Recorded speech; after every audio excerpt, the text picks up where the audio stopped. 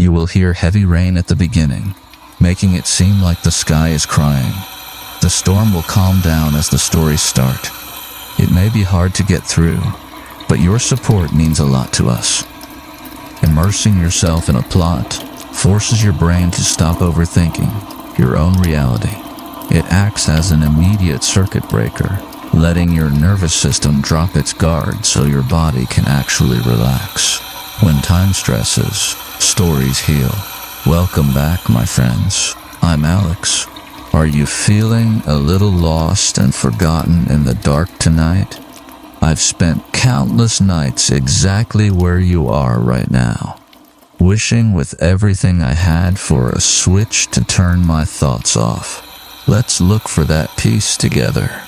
Show some love with a like and subscribe if this quiets your mind. Shout out your city in the comments and let me know what's keeping you up. Let's explore the dark together. Story 1. The Voice Below. There is a category of horror story that is not really a horror story at all. Not at first. It arrives wearing the face of a family vacation, a childhood memory, a quiet week alone at a lake house in September. It feels like rest. It smells like wood smoke and cold water and a particular kind of silence that only exists when the summer crowd has gone home. You will not know it has its hands on you until you are already deep in. This is the account of a woman named Mara Calloway, 38 years old, who drove 6 hours north into the Michigan interior to close up her family's lake house for the winter. The same house she had not set foot in for 11 years. Not since the autumn her brother came back from the water, changed in a way that no one in her family ever found the words for. She went back to close a house. She did not know the house had been waiting for her. What follows is her account, reconstructed from the notes she left in a spiral notebook on the kitchen table. The notebook she had brought to write a grocery list, and which she filled instead in the last 3 days before she drove home, and told no one what had happened. The drive up to Linden Lake takes 6 hours and 20 minutes from Columbus, and I have done it enough times in my life that my body knows the road before my eyes do.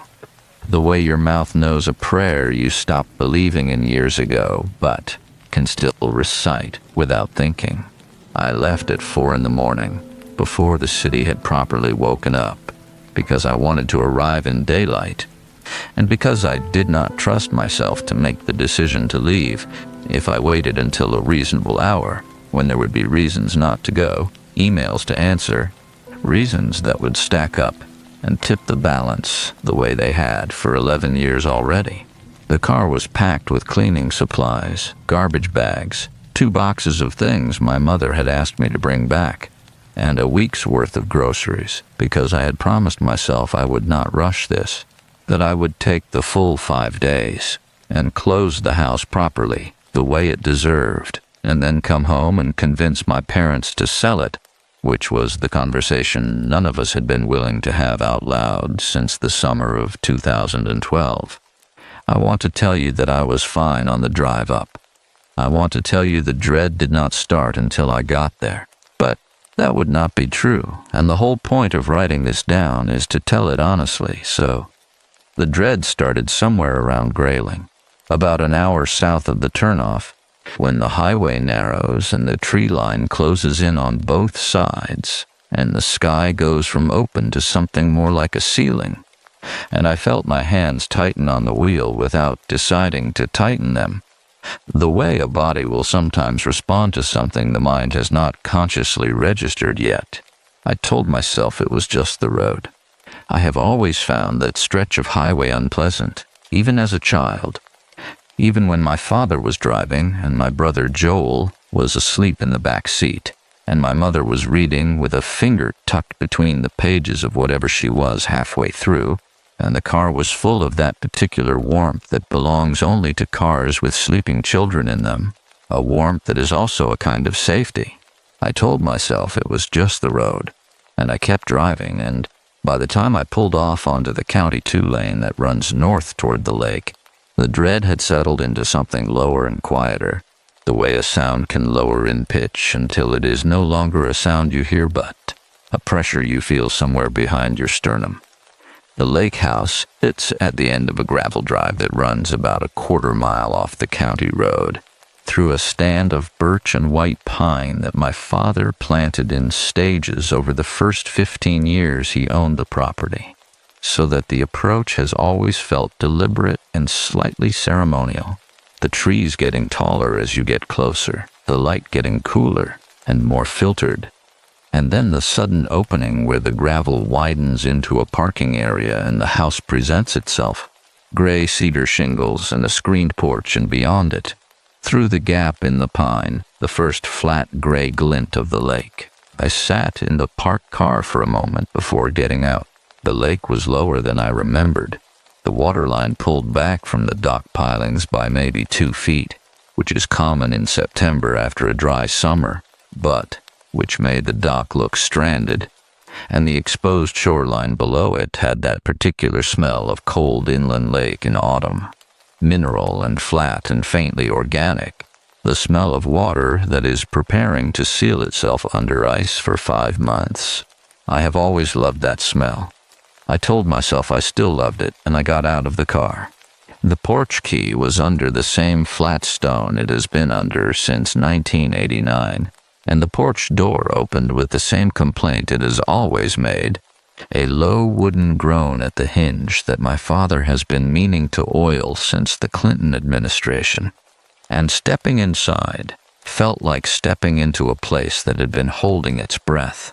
The interior of the house in September, when it has not been open since the previous summer, has a specific quality that I do not know how to describe except to say that it feels politely abandoned, like a room where someone has just stepped out and will be back in a moment, except that no one is coming back, and the furniture has been sitting in the same positions for 10 months, and the dust is not the thick, unsettled dust of a truly vacant space, but a thin, even layer, like the house has been breathing very quietly on its own.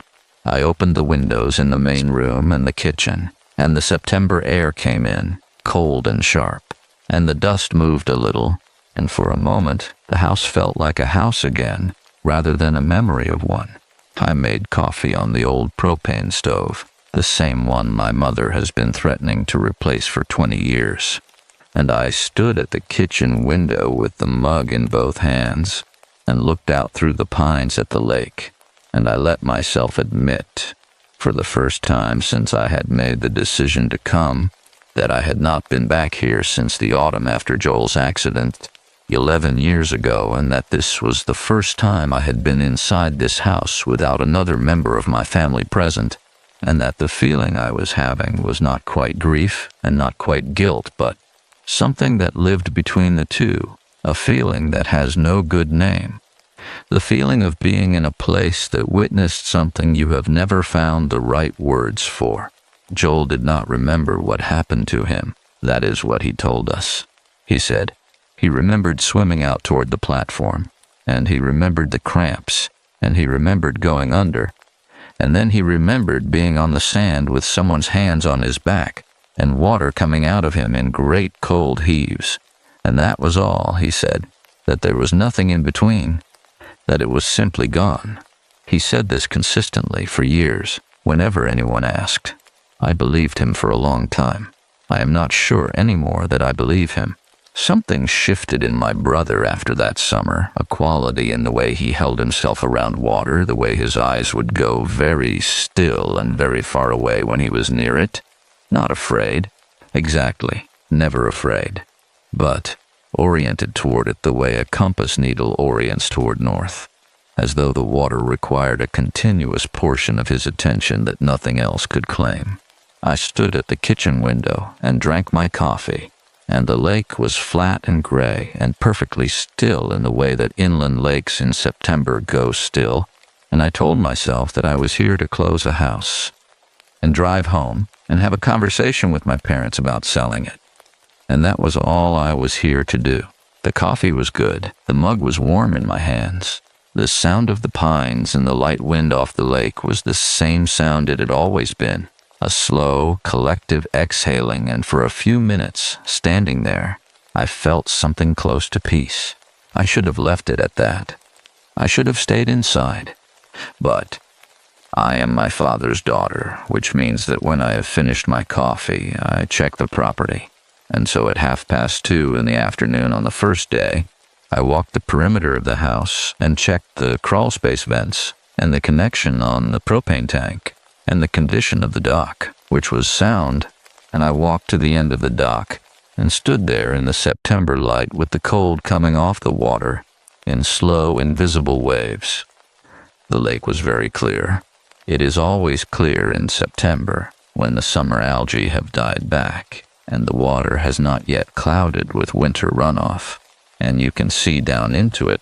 Not to the bottom. The lake is deep here at the dock end, 12 or 15 feet, maybe more, but into it, into the first several feet of it, where the light goes green and then gray and then simply stops. I stood at the end of the dock and looked down into the water, and at the edge of where the light gave out, in that place where the green went to gray and the gray went to nothing, I thought I saw something shift. Not a fish, not a weed moving in a current. Something that had a shape to it, just for a moment, just at the limit of what I could see, and then it was gone, or it had never been there, or the light had simply done what lake light does in late afternoon and created a depth that seemed to contain something when it contained only shadow. I stood there for another moment. The water was still. I went back inside and started unpacking the grocery boxes. And I thought about whether I needed to make a list of everything that needed doing before I could close the house properly, and I thought about whether the gas was off in Columbus or whether I had left it on, and I was fairly certain I had turned it off, but not completely certain, and I stood in the kitchen for a moment, thinking about that instead of thinking about the shape at the edge of the light, which is what the mind does when it has decided, for the time being, not to acknowledge something. That night, I woke at 2 a.m. to the sound of something at the water's edge. Not a splash, not a voice. Something slower than either of those things, and more patient, like the sound the lake makes when it is simply present and waiting, and you are the one who is choosing to listen. I lay in the dark of the back bedroom, in the same bed I slept in as a child, and I listened, and after a while the sound stopped. And I told myself it was just the lake settling the way lakes settle in autumn, which is a real thing that lakes do, and I went back to sleep. But I wrote it down in the notebook before I closed my eyes again. I do not know why I felt I needed to write it down. I think, in some part of me I did not have full access to yet. I already knew. The morning arrived the way September mornings arrive in northern Michigan, without announcement.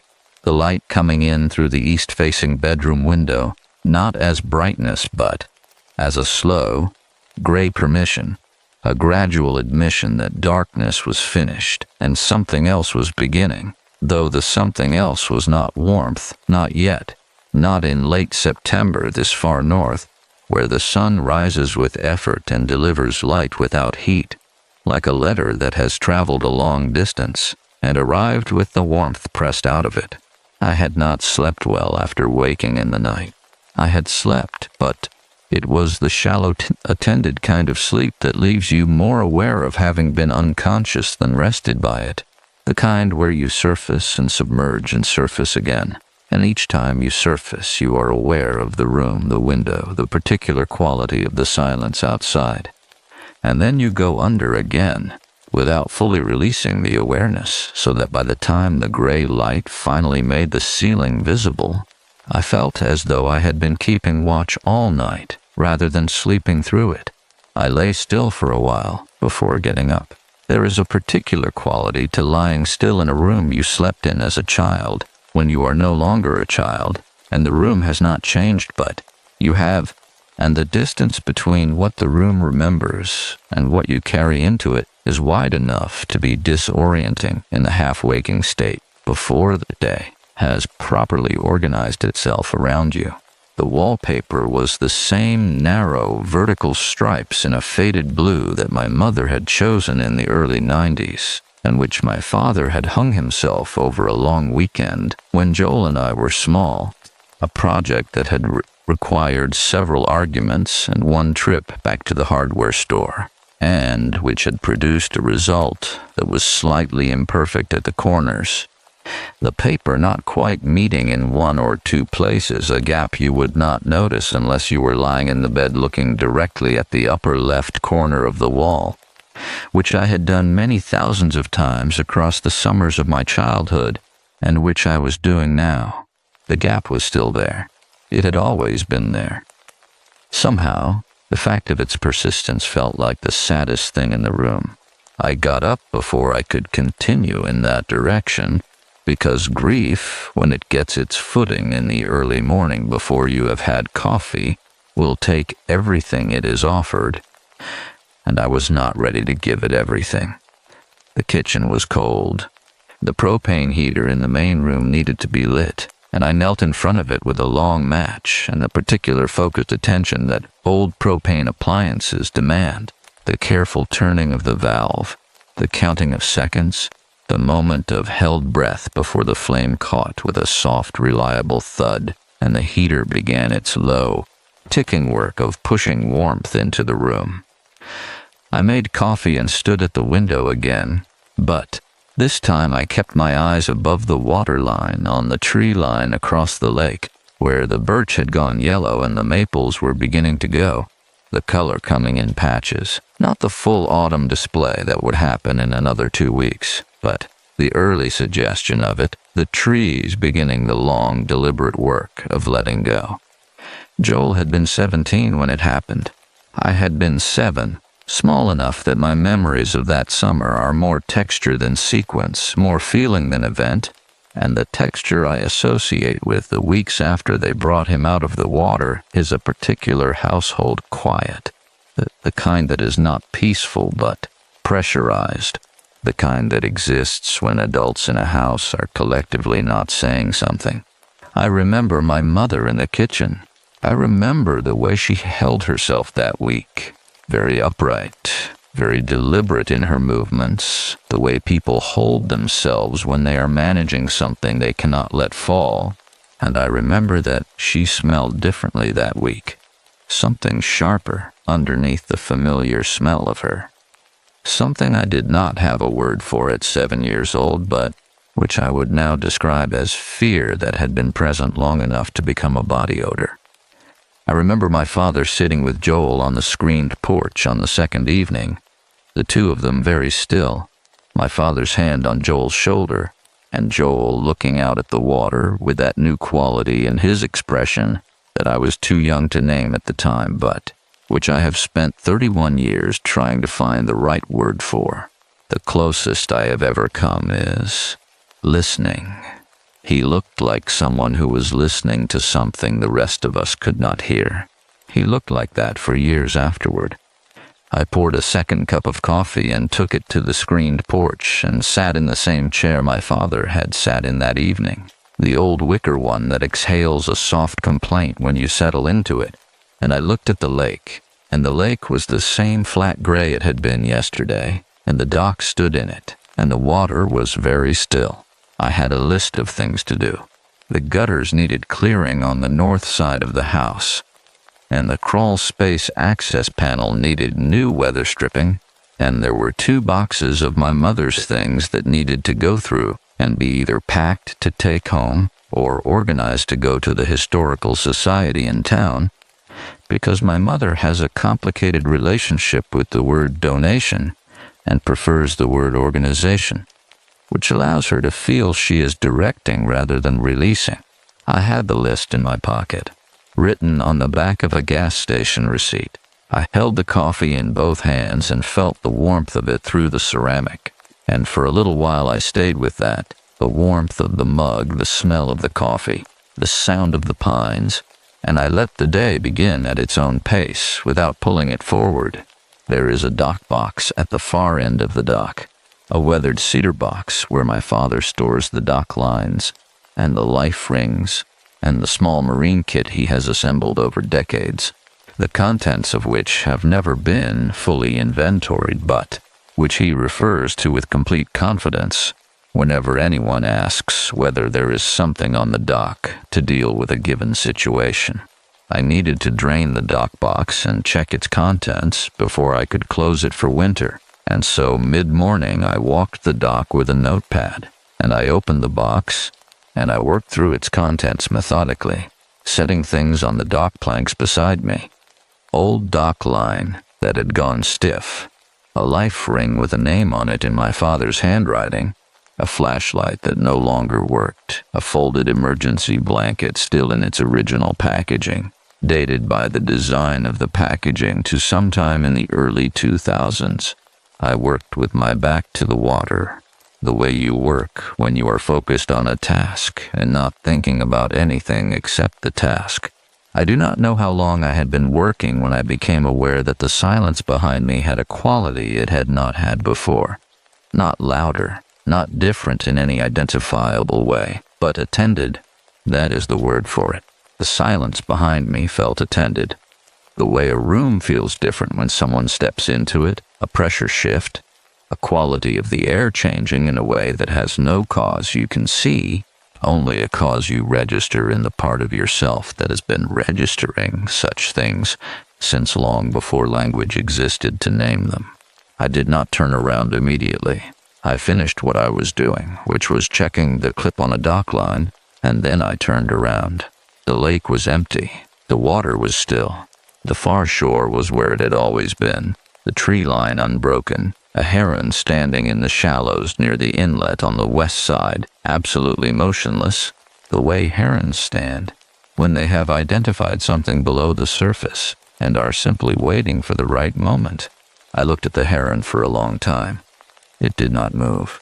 I picked up the notepad and walked back up to the house, and I told myself that the feeling of being attended to had been the heron, that I had registered its presence peripherally before I had consciously registered it, and that the stillness of a heron in the shallows, when you are not looking directly at it, has a quality very similar to the stillness of something watching. This is the kind of explanation I am good at. I have been constructing them for 31 years, ever since the summer I was 7, and my brother came back from the bottom of the lake and began listening to something none of the rest of us could hear. In the afternoon, I found the photographs.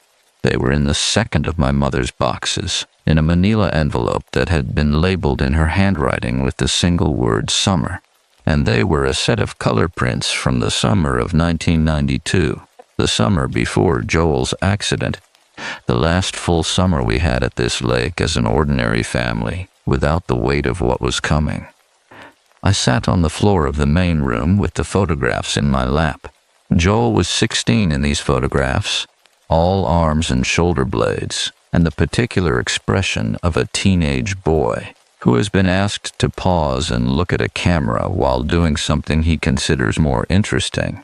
A look of tolerant exasperation directed at whoever was holding the camera, which was almost certainly my father. There was one photograph of Joel at the end of the dock. He was standing at the very end of it, facing the lake, his back to the camera, and you could see the way his spine was relaxed, the way his weight was settled forward onto his toes, and the lake in front of him was summer blue and sparkling. And there was nothing wrong with this photograph at all. There was nothing wrong with it. But I looked at it for a long time. I looked at the way he was leaning slightly forward, just barely, just at the edge of what a camera would catch, and I thought about what Joel had told us about his last conscious memory before the cramps took him, which was that he had done a running dive from the end of the dock. And I thought about how in this photograph, taken a full year before any of that, he was already standing at the end of the dock like someone listening for something below the surface. I put the photographs back in the envelope. I put the envelope back in the box. I made dinner, a simple one, pasta and olive oil and the hard cheese I had brought from the city, and I ate it at the kitchen table with the propane heater ticking in the next room and the windows dark, because by 5:30 in late September in northern Michigan, the light is gone and the dark comes down fast and complete. The kind of dark that has no ambient light in it. No city glow on the horizon, just the dark. After dinner, I called Joel. He lives in Portland now, has for 8 years, far enough from any body of water, large enough to matter, which I have always privately understood as a decision, even if he has never framed it as one. He answered on the third ring, and his voice had the slightly delayed quality that voices have when someone is answering from a different time zone at the end of their working day. Present, but not fully assembled yet. I told him I was at the lake house. There was a pause. Not long, just a beat past the length a pause needs to be a pause rather than a gap. A beat that contained something he chose not to put into words. "How does it look?" he said. "The same," I said. "The dock?" "Still standing," I said. "I checked the box today." Another pause. "You went on the dock," he said. "I did," I said. "I need to close it up before I leave." He was quiet for a moment, and in the quiet I could hear something in the background of wherever he was. A television, or a window open to street noise, the sound of his life in Portland, going on behind his voice. "Mara," he said. "I know," I said, because I did not want him to finish the sentence. "You do not have to go on the dock," he said. "I know that." "The dock can wait until spring," he said. "Let someone local do it." "Joel," I said. "I am serious," he said. "I know you are," I said. And then, because I needed to know, and because there was 11 years of distance between us and that summer, and I was sitting at the kitchen table in the house where it had happened, and the dark outside the window was the particular dark that exists directly over deep water, I said, "The voice, the one you said you did not remember." The pause this time was different. This one had weight to it. "Mara," he said. "You do remember," I said. "You always did." He was quiet for so long that I checked my phone screen to confirm the call was still connected. "Stay inside tonight," he said. "Would you do that for me?" It was not a question. "Joel, stay inside," he said. "Keep the porch light on. And do not go to the end of the dock after dark." He said good night before I could respond, and the line went quiet. I sat at the kitchen table for a long time after that, with the phone face down in front of me, and the propane heater ticking, and the dark outside the windows pressing gently and evenly against the glass from all sides. I did not go to the dock. I kept the porch light on. But before I went to bed, I stood at the kitchen window for a long time, looking out at the dock light my father had installed on the post at the dock's end, the one that runs on a small solar panel and comes on automatically after dark. And in the pool of its light on the surface of the lake, the water was completely still.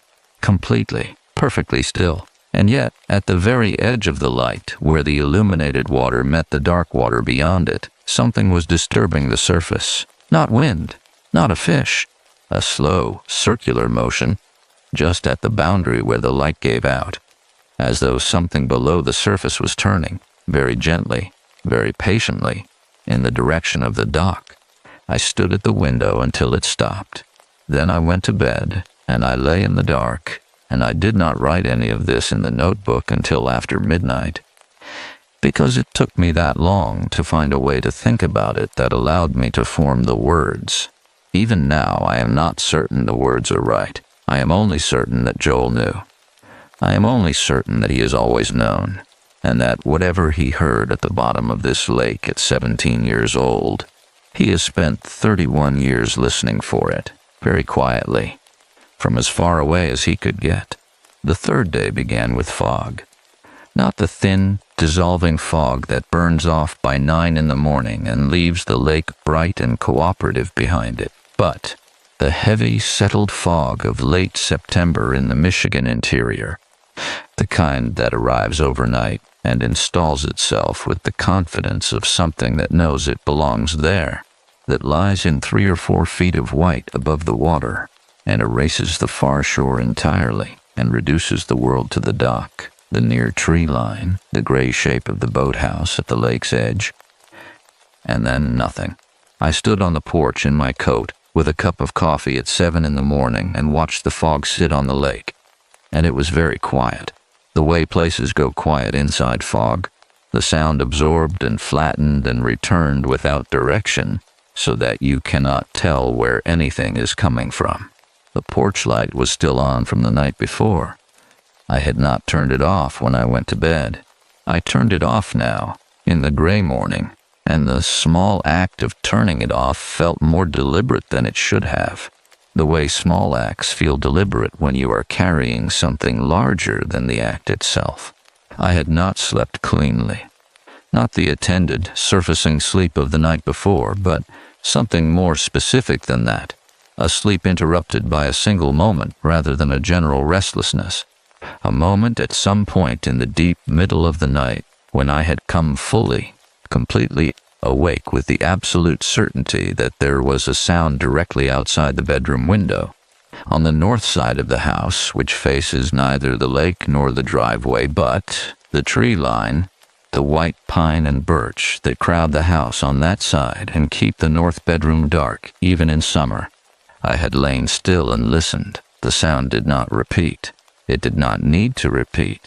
It had been sufficient the first time. A single sound, low and patient, not a branch in wind, not an animal moving through the undergrowth, not any of the explanations I ran through in the following minutes as I lay in the dark with my hands flat on the blanket and my eyes on the ceiling, because all of those explanations had movement inside them, a direction, a sequence of cause and effect, and the sound I had heard had none of that. It had been a sound that was simply present, and then was not. I got dressed before I finished my coffee, which is something I do not normally do, and the reason I did it was one I did not examine directly at the time, which is that getting dressed in a house that has just frightened you is a way of insisting on the intention to leave it if necessary, a way of keeping the option open, a way of telling yourself that whatever is here, you are not yet in it so deeply that you cannot simply walk out to the car and go. The gutters on the north side of the house needed clearing. I had a ladder in the list for the second day and had moved it to the third because the second day had been taken up with the dock box and the photographs and the phone call with Joel, and I needed to get through the list if I was going to leave on schedule. And so I went to the utility shed and got the aluminum ladder and carried it around to the north side of the house, where the gutters ran along the roof line under the pine branches. The north side of the house is different from the other sides. It is in shadow for most of the day, and the ground under it stays damp longer than the rest of the property, and the moss grows on the foundation stones there in a way it does not grow on the south or east sides. And the pine trees are close enough that on a still day the smell of them is almost medicinal, a clean, sharp smell that is pleasant in small doses and becomes something else entirely when you are standing under them in fog, with the house behind you and the tree line in front of you and the visibility somewhere between 30 and 40 feet. I set the ladder against the fascia and climbed it. The gutters were full, which I had expected. Pine needles and decayed leaf material and the fine brown debris of a full year's weather, packed into the gutter channel in a dense, moist layer that came out in sections when you worked it with a gloved hand, heavy and compact and smelling of wet bark and rot, the smell of something that has been breaking down slowly for a long time, without anyone paying attention to it. I worked methodically, moving the ladder in increments, clearing from east to west along the north roof line, and the work was absorbing in the way that physical, repetitive outdoor work is absorbing, requiring enough attention to keep the mind occupied, without requiring enough that the mind gives up its peripheral awareness entirely. This is relevant, because it was the peripheral awareness that caught it. I was 3/4 of the way along the north roof line, working the last significant accumulation of debris out of the gutter channel, when I became aware of something at the edge of my vision, below me and to my left, at the tree line. I did not turn to look at it directly. I am not sure why I did not. I think, in the part of myself that had been accumulating information for 2 days without fully processing it, I understood that looking directly would change something, would formalize whatever was at the edge of my vision into something I would then be required to account for, and I was not ready to do that. So I continued working, with the thing at the edge of my vision remaining where it was, stationary, at the tree line, in the fog, at a distance I estimated at somewhere around 30 feet. The shape of it, in peripheral vision, was approximately the size and proportion of a person, standing still, facing the house. I finished the section of gutter I was working on. I descended the ladder. I moved the ladder 6 feet to the west, positioned it, and climbed again. And when I was at the top and could look back along the north side of the house with the tree line in my field of view, the place where the shape had been was empty. Fog, pine trunks, the damp ground with its moss and its needle carpet, nothing. I cleared the last section of gutter. I took the ladder back to the utility shed, and I pulled off my gloves and went inside and washed my hands at the kitchen sink. And I stood at the kitchen sink for a while, not at the window. At the sink, looking at the water running over my hands, which I had been washing for longer than necessary, without turning the tap off. I turned the tap off. I made more coffee, and I sat at the kitchen table, and I thought about calling Joel again. I did not call Joel again, because I knew what he would say, and because I was not yet ready to hear it said, and because what he had said the night before.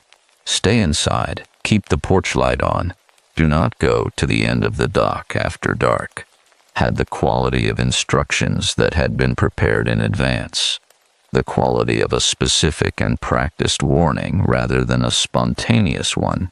And thinking about that, sitting at the kitchen table in the heavy morning silence, made my chest feel tight in a way that had nothing to do with the cold. There is a woman who lives in the last house before the county road turnoff, about 1/3 of a mile back through the trees.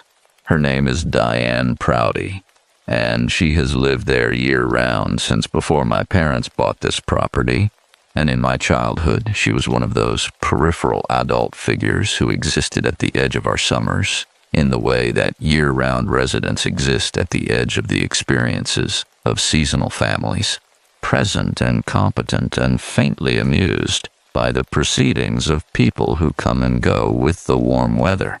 She would have been in her 40s when I was a child.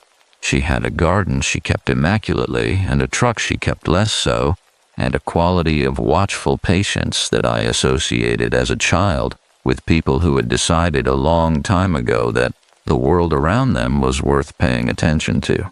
I had not spoken to her in 11 years, but her house was 1/3 of a mile away, and I needed to not be alone at this lake for an hour, and I put on my coat and walked down the gravel drive through the fog. She was in the garden when I arrived, or what remained of it in September, the beds mostly put to rest, the last of the season's kale still standing in a row along the south border, and she was kneeling at the bed nearest the house, doing something to the soil with a trowel.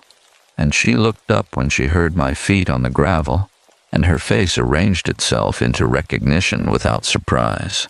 "Mara Calloway," she said. "Hello, Diane," I said. "Saw the light on up there 2 nights ago," she said. "Thought it must be one of you." She stood up without apparent difficulty, which suggested she was in better physical condition at, I estimated, 70-something than I was at 38.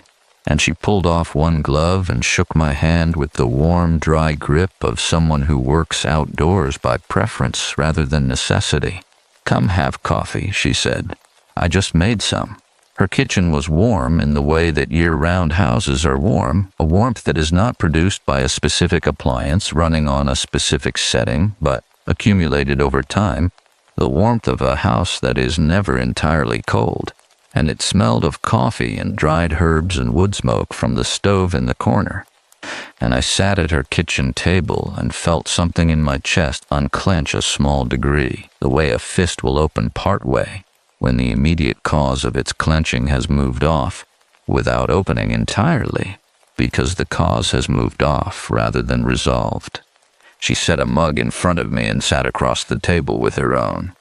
"You are here to close it up," she said. "Yes," I said. She nodded, looking at the mug rather than at me. "Your parents are not coming." "No," I said. "They asked me to do it. They are talking about selling." She was quiet for a moment, and the stove ticked, and the fog pressed gently at the kitchen windows. "That might be the right thing," she said. She said it carefully, in the tone of someone delivering a measured opinion rather than a casual one. I wrapped both hands around the mug. "Diane," I said, "has anything happened at the lake in the last few years?" She looked at me then, not sharply, not with alarm, but with a quality of attention that confirmed she understood exactly what I was asking without needing me to be more specific about it. "There was a man," she said, "couple of summers ago, fishing from the dock, your dock, which I know is technically not permitted without your family's permission, but I did not chase him off because he was older and he was fishing alone, and it did not seem like something worth making a point of." She turned the mug slowly on the table. "He came back in the morning," she said, "after his boat. He had tied it to your dock overnight and come back in the morning for it, and when I saw him drive past, he looked." She paused. "He did not look right. He looked like someone who had not slept, but not only that, like someone who had not slept and had also been told something he did not want to know." She looked at me steadily.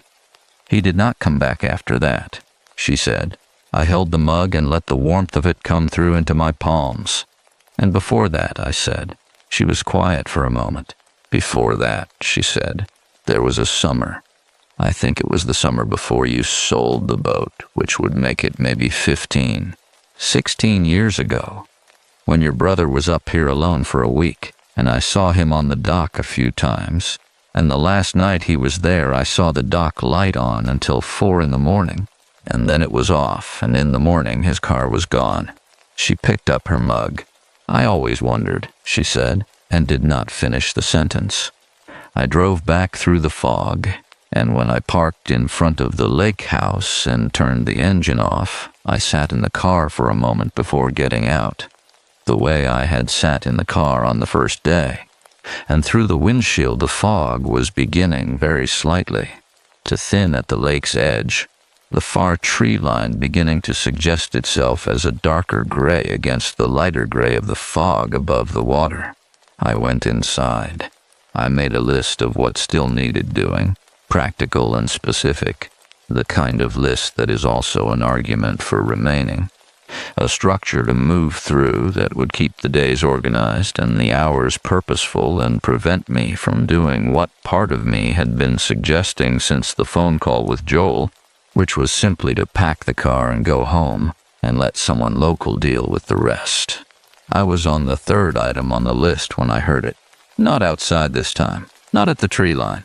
From the direction of the lake, clear and unmistakable through the kitchen window, which I had left cracked an inch for the air, a sound I can only describe as a voice, low and patient, speaking a single word or syllable that I could not make out at the distance and through the glass, spoken once and not repeated.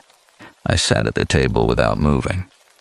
My hands were flat on the surface in front of me, and I was aware of them without looking at them, aware of the way they were pressing down against the wood without my having decided to press down, the body applying counter-pressure to something, which is a thing the body does when it does not have anything else to do. The fog was lifting outside. The lake was becoming visible by degrees. I did not go to the window.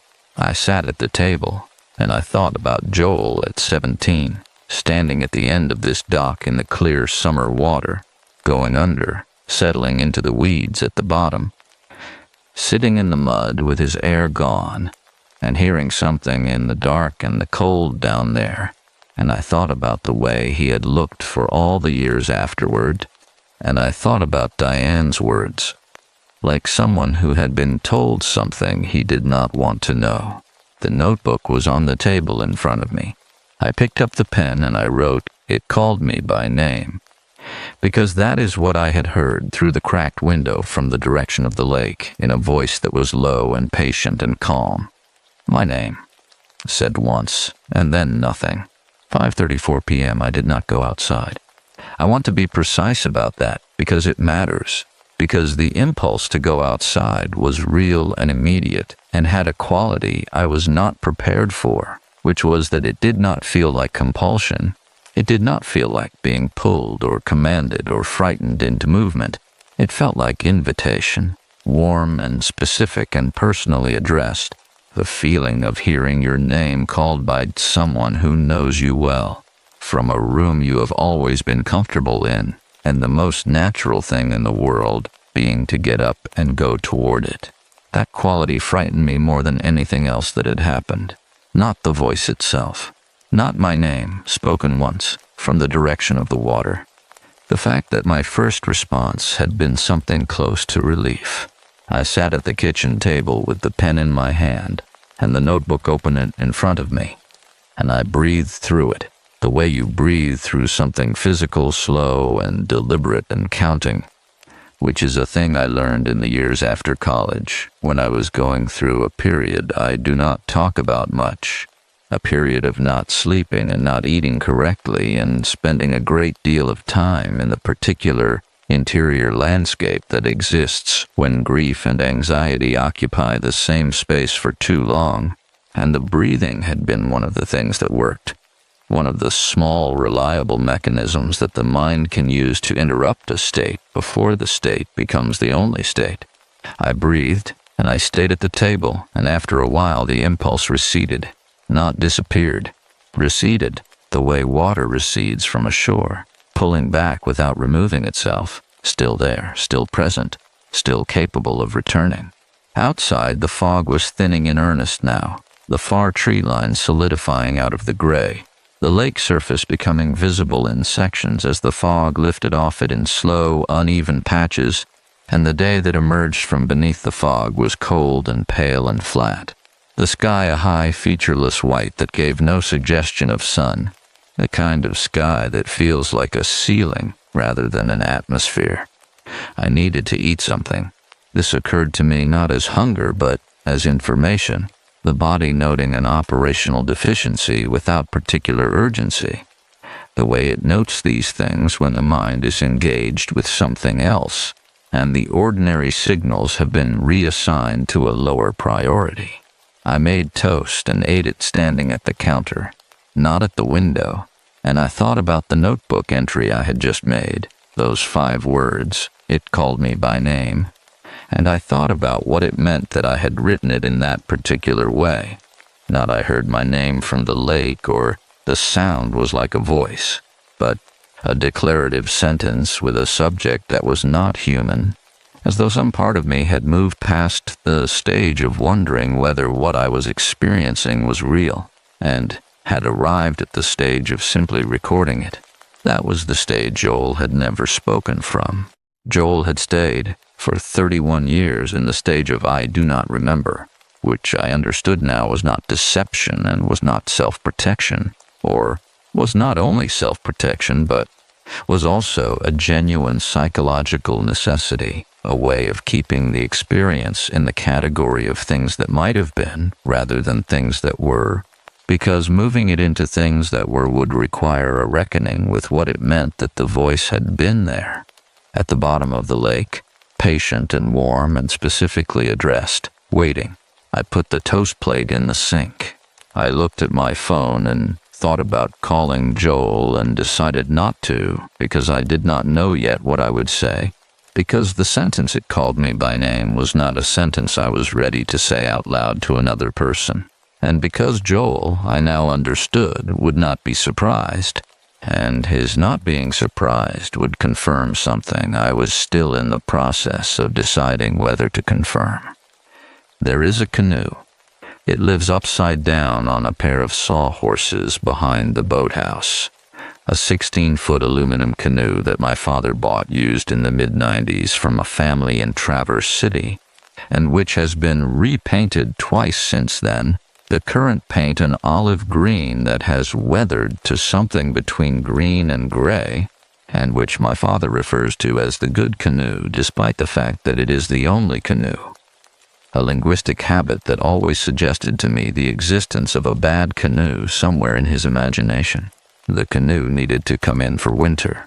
It needed to go inside the boathouse, lifted off the sawhorses and carried through the boathouse side door, and laid across the storage rafters where it would sit until spring. And this was on my list, and it was the kind of task that required the whole body and all of the attention.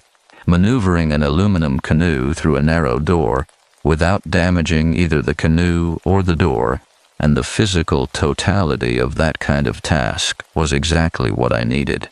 I put on my coat and went outside. The air was cold, noticeably colder than the previous days. The temperature having dropped several degrees overnight in the way it does in late September in northern Michigan, when a system moves through silently without announcement, and the wet air from the fog had settled into everything, and made the cold feel closer to the skin than the thermometer would have suggested.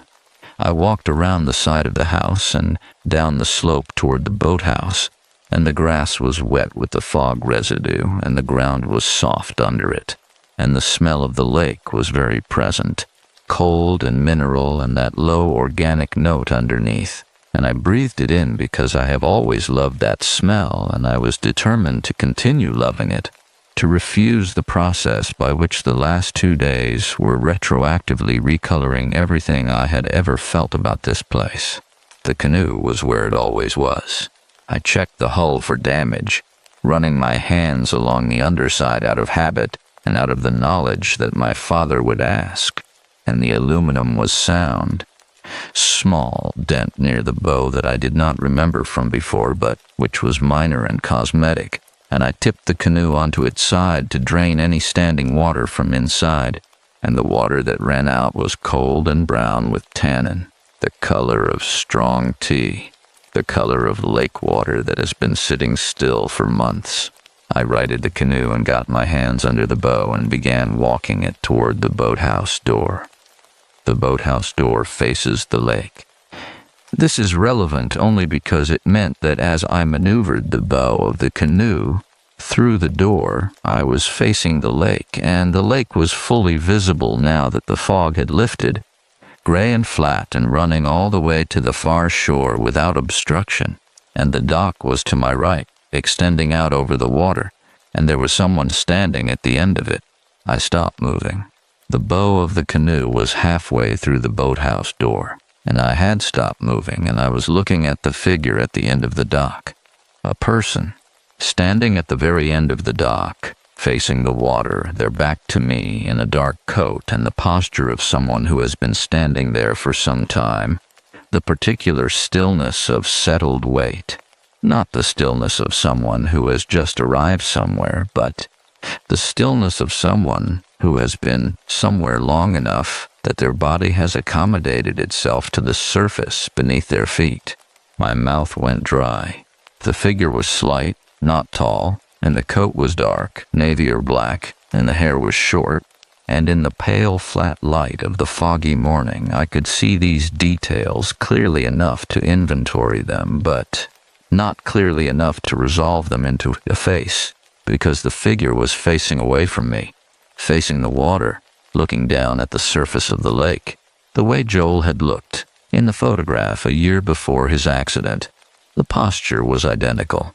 I stood with the canoe bow in the door and looked at the figure at the end of the dock, and the figure did not move, and the lake did not move, and the only movement in the entire field of my vision was a slow circular disturbance in the water directly below the end of the dock, which I could see from this angle, the same circular motion I had watched from the kitchen window 2 nights before, something turning very gently below the surface, just at the limit of the visible, just at the point where the light stopped and the cold, deep dark of the lake began.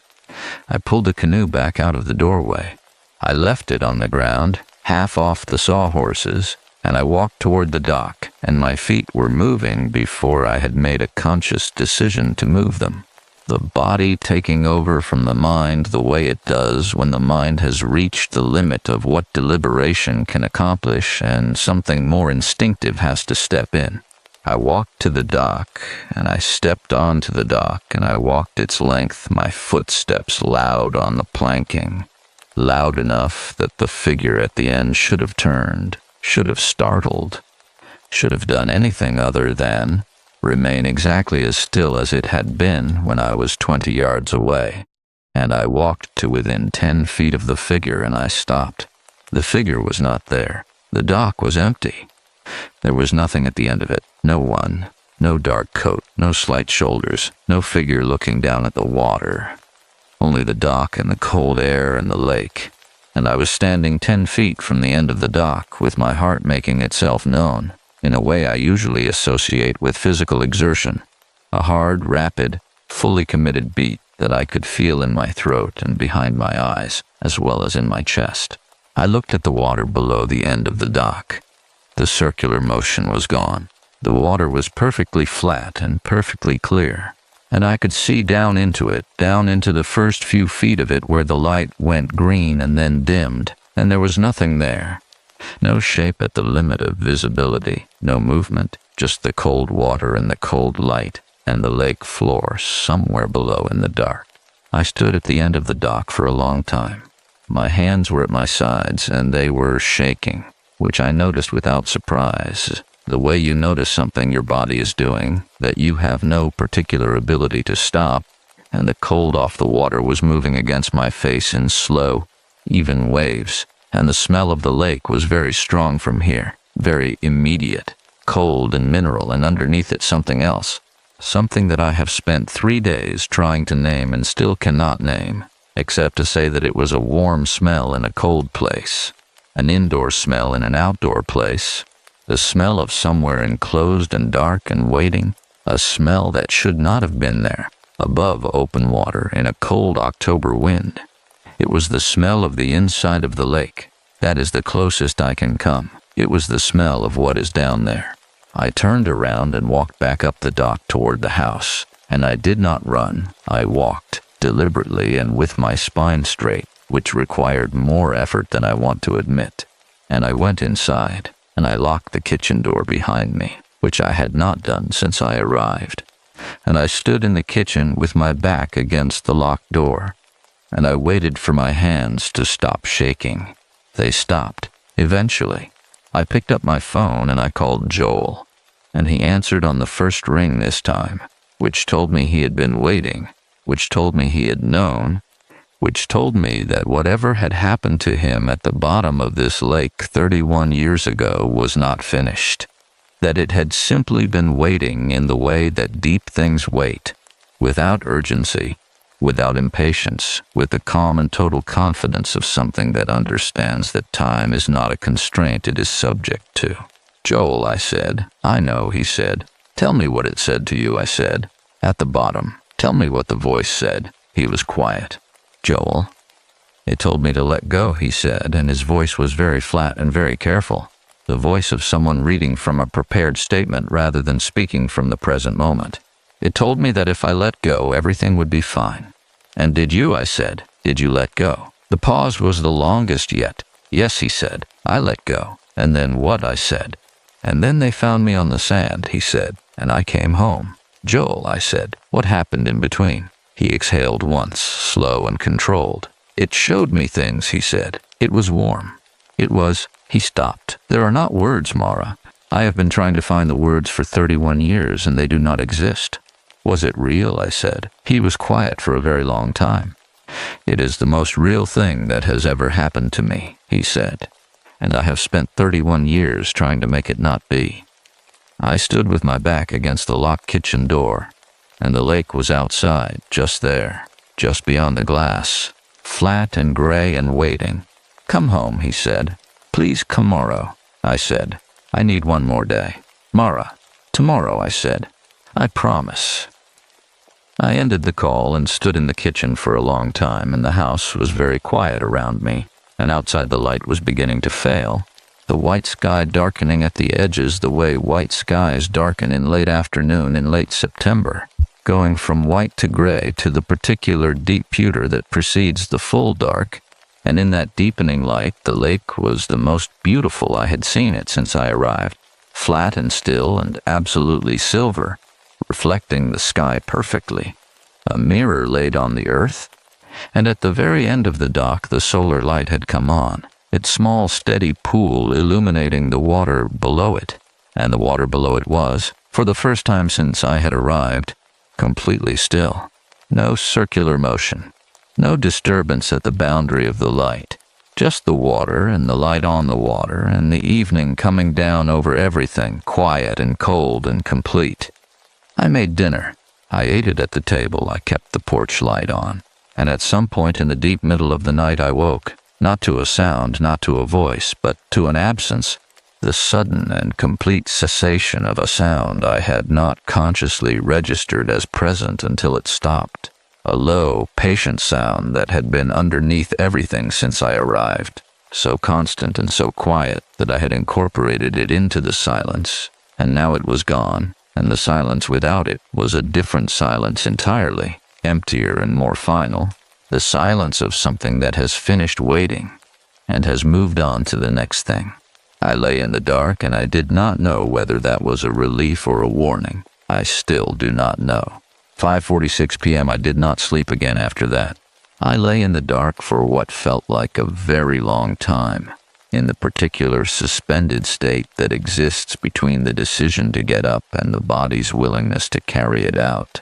And I listened to the new silence, the emptied silence, the silence that had been altered by the removal of something I had not known was present until it was gone. The way a room changes when a clock that has been ticking for years is suddenly stopped, not louder, not quieter, just fundamentally different in a way that reorganizes everything around it. The ceiling was invisible in the dark. I knew it was there.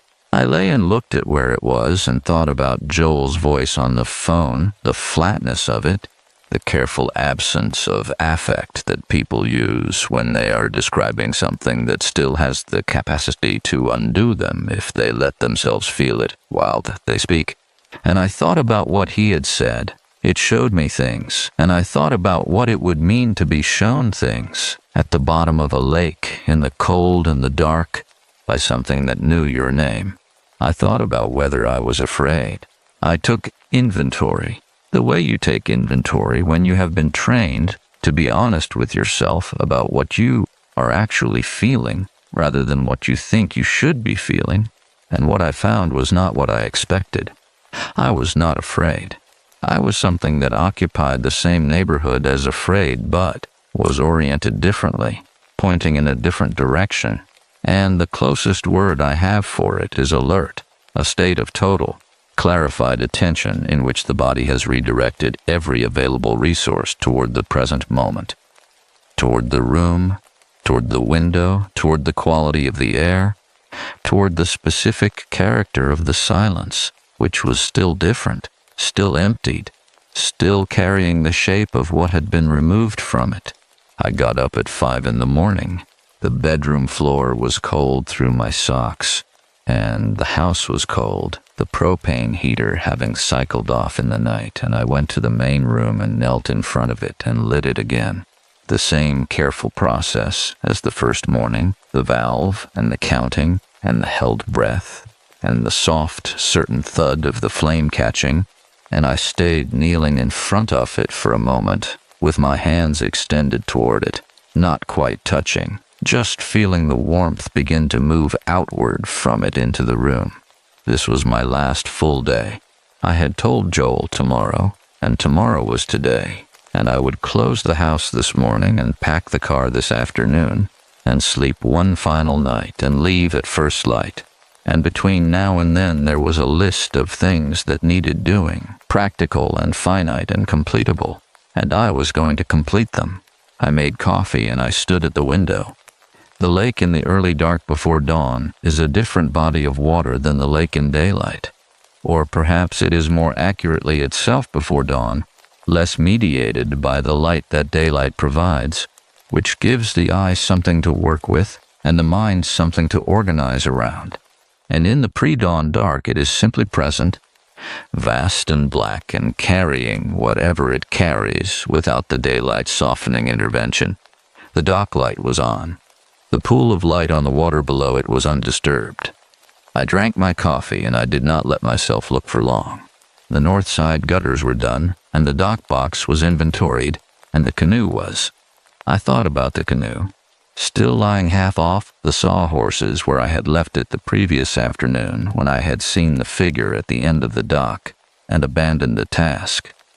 And I put the canoe on the morning list, first item, to be done as soon as there was enough light to work by, because I wanted it inside before I did anything else, before I let the day develop any further. I wanted the canoe inside. I do not know exactly why the canoe felt urgent. I know that it did. I worked through the pre-dawn hour with my coffee and my list, and when the light began at the east windows, not the sharp, clean light of a clear morning, but the gradual, reluctant light of a cloudy one, arriving without enthusiasm and delivering visibility without warmth, I put on my coat and went outside. The air was the coldest it had been.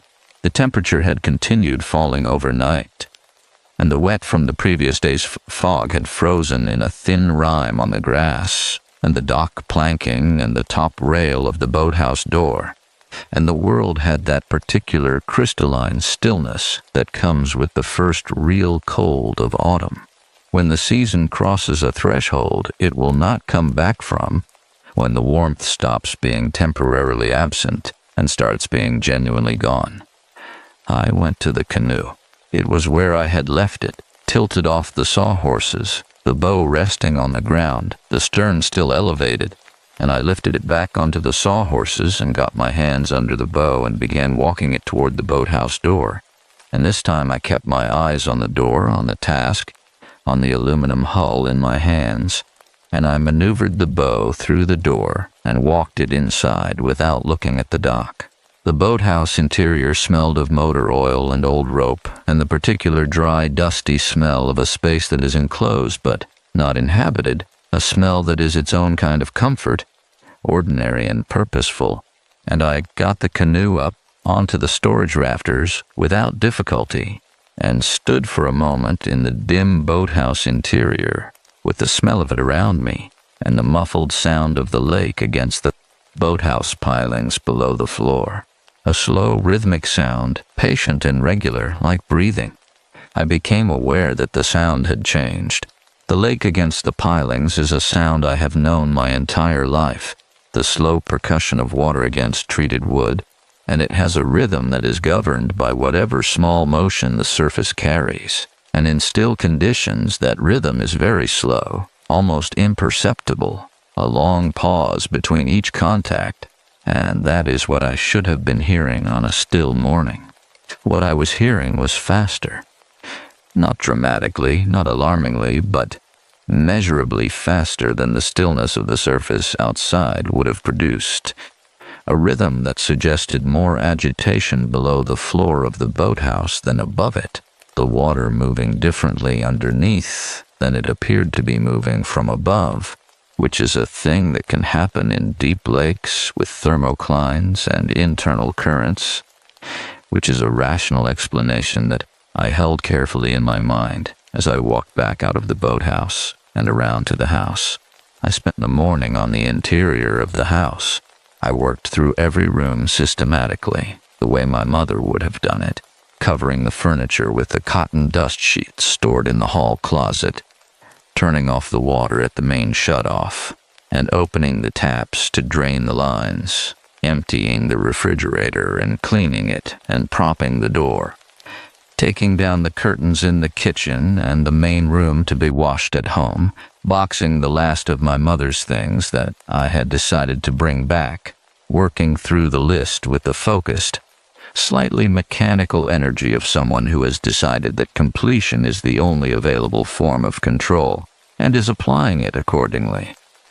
I found something in the back of the kitchen drawer, not the organized drawer, not the utensil drawer, or the one with the takeout menus and the spare batteries, but the third drawer, the one that in every family house, in my experience, becomes a repository for things that have no better home, rubber bands and expired coupons and instruction manuals for appliances no longer owned, And at the very back of it, under a broken watch and a handful of foreign coins from some forgotten trip, a folded piece of paper.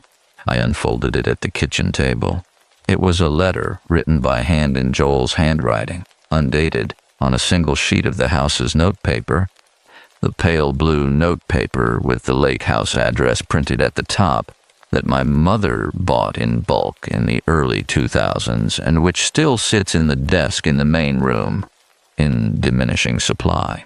The handwriting was not the handwriting of a 17-year-old. It was the handwriting of an adult, careful and deliberate. And based on what Diane had told me about seeing the dock light on until 4 a.m. during a summer visit years after the accident, I believed it had been written on that night, or a night like it, one of the visits Joel had made to this house in the intervening years, the visits none of us had fully understood, the visits he had made alone. The letter was not addressed to anyone. It read, "I came back to try to understand what it wanted, and I think I understand now, and I am not going to write it down completely, because I do not want to frighten anyone who finds this, but I will say this much, which is that it is not dangerous, or it is not dangerous in the way I spent years believing it was. It is patient. It has been here a long time, longer than the lake, or it arrived with the lake, which amounts to the same thing in the end. It does not want to harm anyone. It wants what it showed me down there in the dark when I let go. It wants the moment of release. It does not want the person. It does not keep them.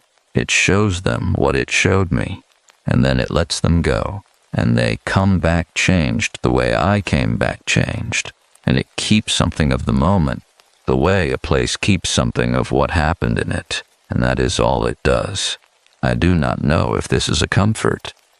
I am writing it down because I thought someone should know, and because I am the only one who has been down there and come back, and because if someone else comes here and feels what I felt on the dock, feels the warmth of it and hears it speak, I want them to know that I went down and came back and I am still here, and still myself and still most days glad to be. Do not go in the water alone. That is the only rule that matters. Do not go in the water alone. The letter ended there. I sat at the kitchen table with the folded paper in my hands for a long time. Outside the kitchen window, the lake was the same flat gray it had been all week, moving slightly now with a small wind that had come up from the northwest, the first real wind since I arrived, small waves developing on the surface and running toward the near shore, breaking against the dock pilings in that slow, regular rhythm, or what should have been a slow, regular rhythm, and I did not go to the window to check. I thought about my brother. I thought about him at 17, sinking into the dark and the cold and the weeds at the bottom of the lake, and I thought about what he had described. It was warm, and I thought about the voice I had heard through the kitchen window, my name spoken once, warm and patient and specifically addressed, and I thought about the relief I had felt in the first moment, before I had identified it as relief. The feeling of being known and called and invited. I thought about what it would have shown me. I stopped that thought before it completed itself, not because it frightened me, but because the opposite of frightened is what frightened me. Because somewhere in the part of myself that had been awake and alert and listening for 3 days, some part of me wanted to know, wanted the warmth of it, wanted the specific and personal address of something that knew my name and had been waiting, and that wanting was the most frightening thing of all, more frightening than the figure on the dock, or the voice through the window, or the circular motion in the dark water, because those things were outside and this wanting was inside. I folded the letter and put it in my coat pocket. I finished the list. I covered the last of the furniture and I turned off the water, and I made one final walk through every room of the house, the way my father always did before we left at the end of each summer, a slow circuit from room to room with the lights going off behind him, and I did it now the way he had done it, carefully and completely, and the house received it the way a house receives a closing, going quiet room by room as I moved through it. I stood at the kitchen door with my hand on the light switch. Outside the window, the lake was beginning to lose its light, the afternoon going gray at the edges in the way it did this far north at this time of year, the dark coming down from the sky rather than up from the ground, and the dock was just visible, and the dock light had not yet come on because the solar sensor had not yet decided the day was finished. I looked at the lake for the last time. The wind had died and the surface had gone still again, flat and gray and absolutely composed, and at the end of the dock, just where the dock ended and the water began, the light came on, its small pool appearing on the surface below it, and in the pool of that light the water was clear and cold and still. And I stood at the window, and I understood that whatever was in this lake had been here before the lake was here, and would be here after everything else was gone, and that it had shown something to my brother and had tried to show something to me, and that the choice I had made was to leave without knowing what it was. I told myself that was the right choice. I still tell myself that. I turned off the kitchen light, and I locked the door, and I went to bed early, and I lay in the dark for a long time before sleeping. And at some point in the night, I heard my name, once, from the direction of the water, warm and patient, and without any urgency at all, because urgency is for things that are subject to time, and whatever lives in this lake is not. In the morning, I packed the car. I drove down the gravel drive without looking in the rearview mirror, and I turned onto the county road and I drove south, and the lake fell away behind me, and the birch trees thinned, and the sky opened up the way it opens when you come out from under the tree line. And I drove for a long time without the radio on, just driving, just moving through the distance between the lake and everything else. The letter is still in my coat pocket. I have not told Joel I found it. I have not decided yet whether I will. What I have decided is this. The lake house will be sold in the spring, which is the right thing, which my parents will agree to when I sit down with them, which will be a relief to everyone and an ending of a kind. But I know, in the way that I now know things I didn't know before I went back, that selling a house does not sell what lies beneath the water beside it, and that whoever buys that property will stand on that dock in their first autumn there in the flat gray light of late September, and they will hear something at the edge of what the light can reach, and they will feel, in that first moment before they have named it, something that is not quite fear, something that feels unexpectedly like being known. I still smell the lake sometimes, not when I am near water, in the middle of ordinary days, in my apartment in Columbus, in the grocery store, in the hallway outside my office, that cold mineral smell with the warmth underneath it, the smell of the inside of the lake, arriving without warning and gone before I can locate it. I used to think that meant it was not finished with me. Now I think it means something simpler than that. I think it means I left something down there in the dark when I chose to turn away, some small piece of whatever I would have known if I had gone to the end of the dock and stepped off into the cold and let go, and that what I smell in the hallway outside my office on an ordinary Tuesday is simply that piece, finding its way back to me the only way it can, quietly, patiently, without urgency, because it has nothing but time. Story 2. The Last Breath Room. There is a kind of grief that does not announce itself, that does not arrive with the sharp, clarifying pain of sudden loss, but instead installs itself slowly over months and then years, in the space between hoping and knowing, in the hours spent sitting beside someone who is present and unreachable at the same time, who breathes and does not speak, who is warm to the touch and completely gone.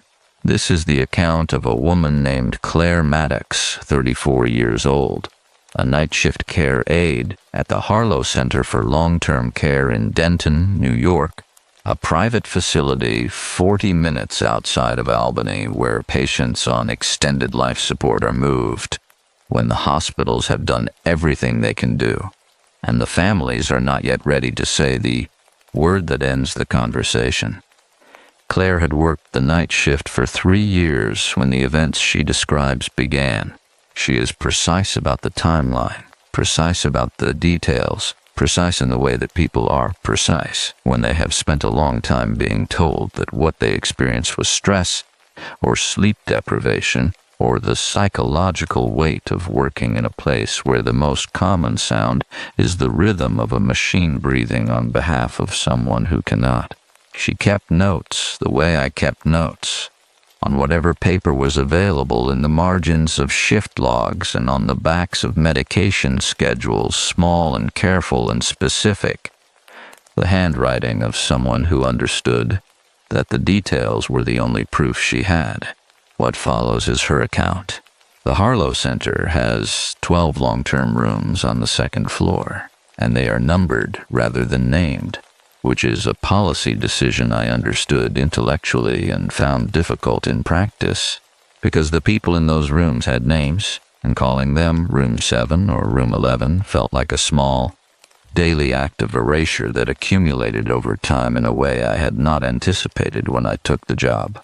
I had taken the job because it paid $4 more per hour than the hospital in Albany, and because the night shift differential brought it higher still, and because I had student loans that did not care about my feelings regarding the philosophical implications of room numbering systems.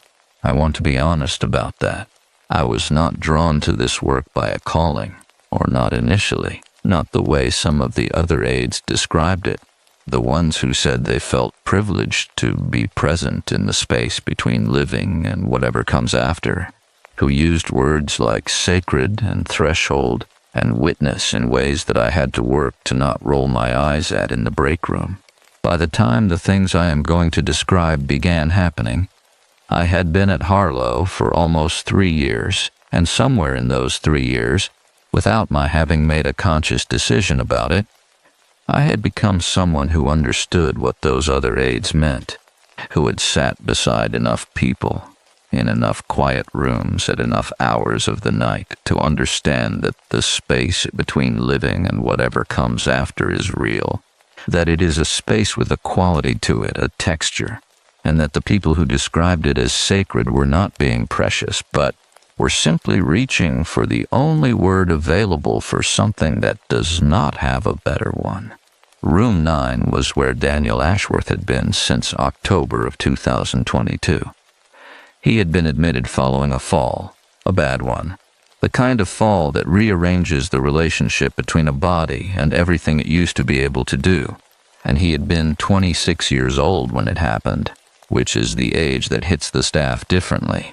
Not that any age is easy, but 26 has a specific weight to it, the weight of someone who had barely begun, who had a whole architecture of a life still mostly in front of him when the fall took it away.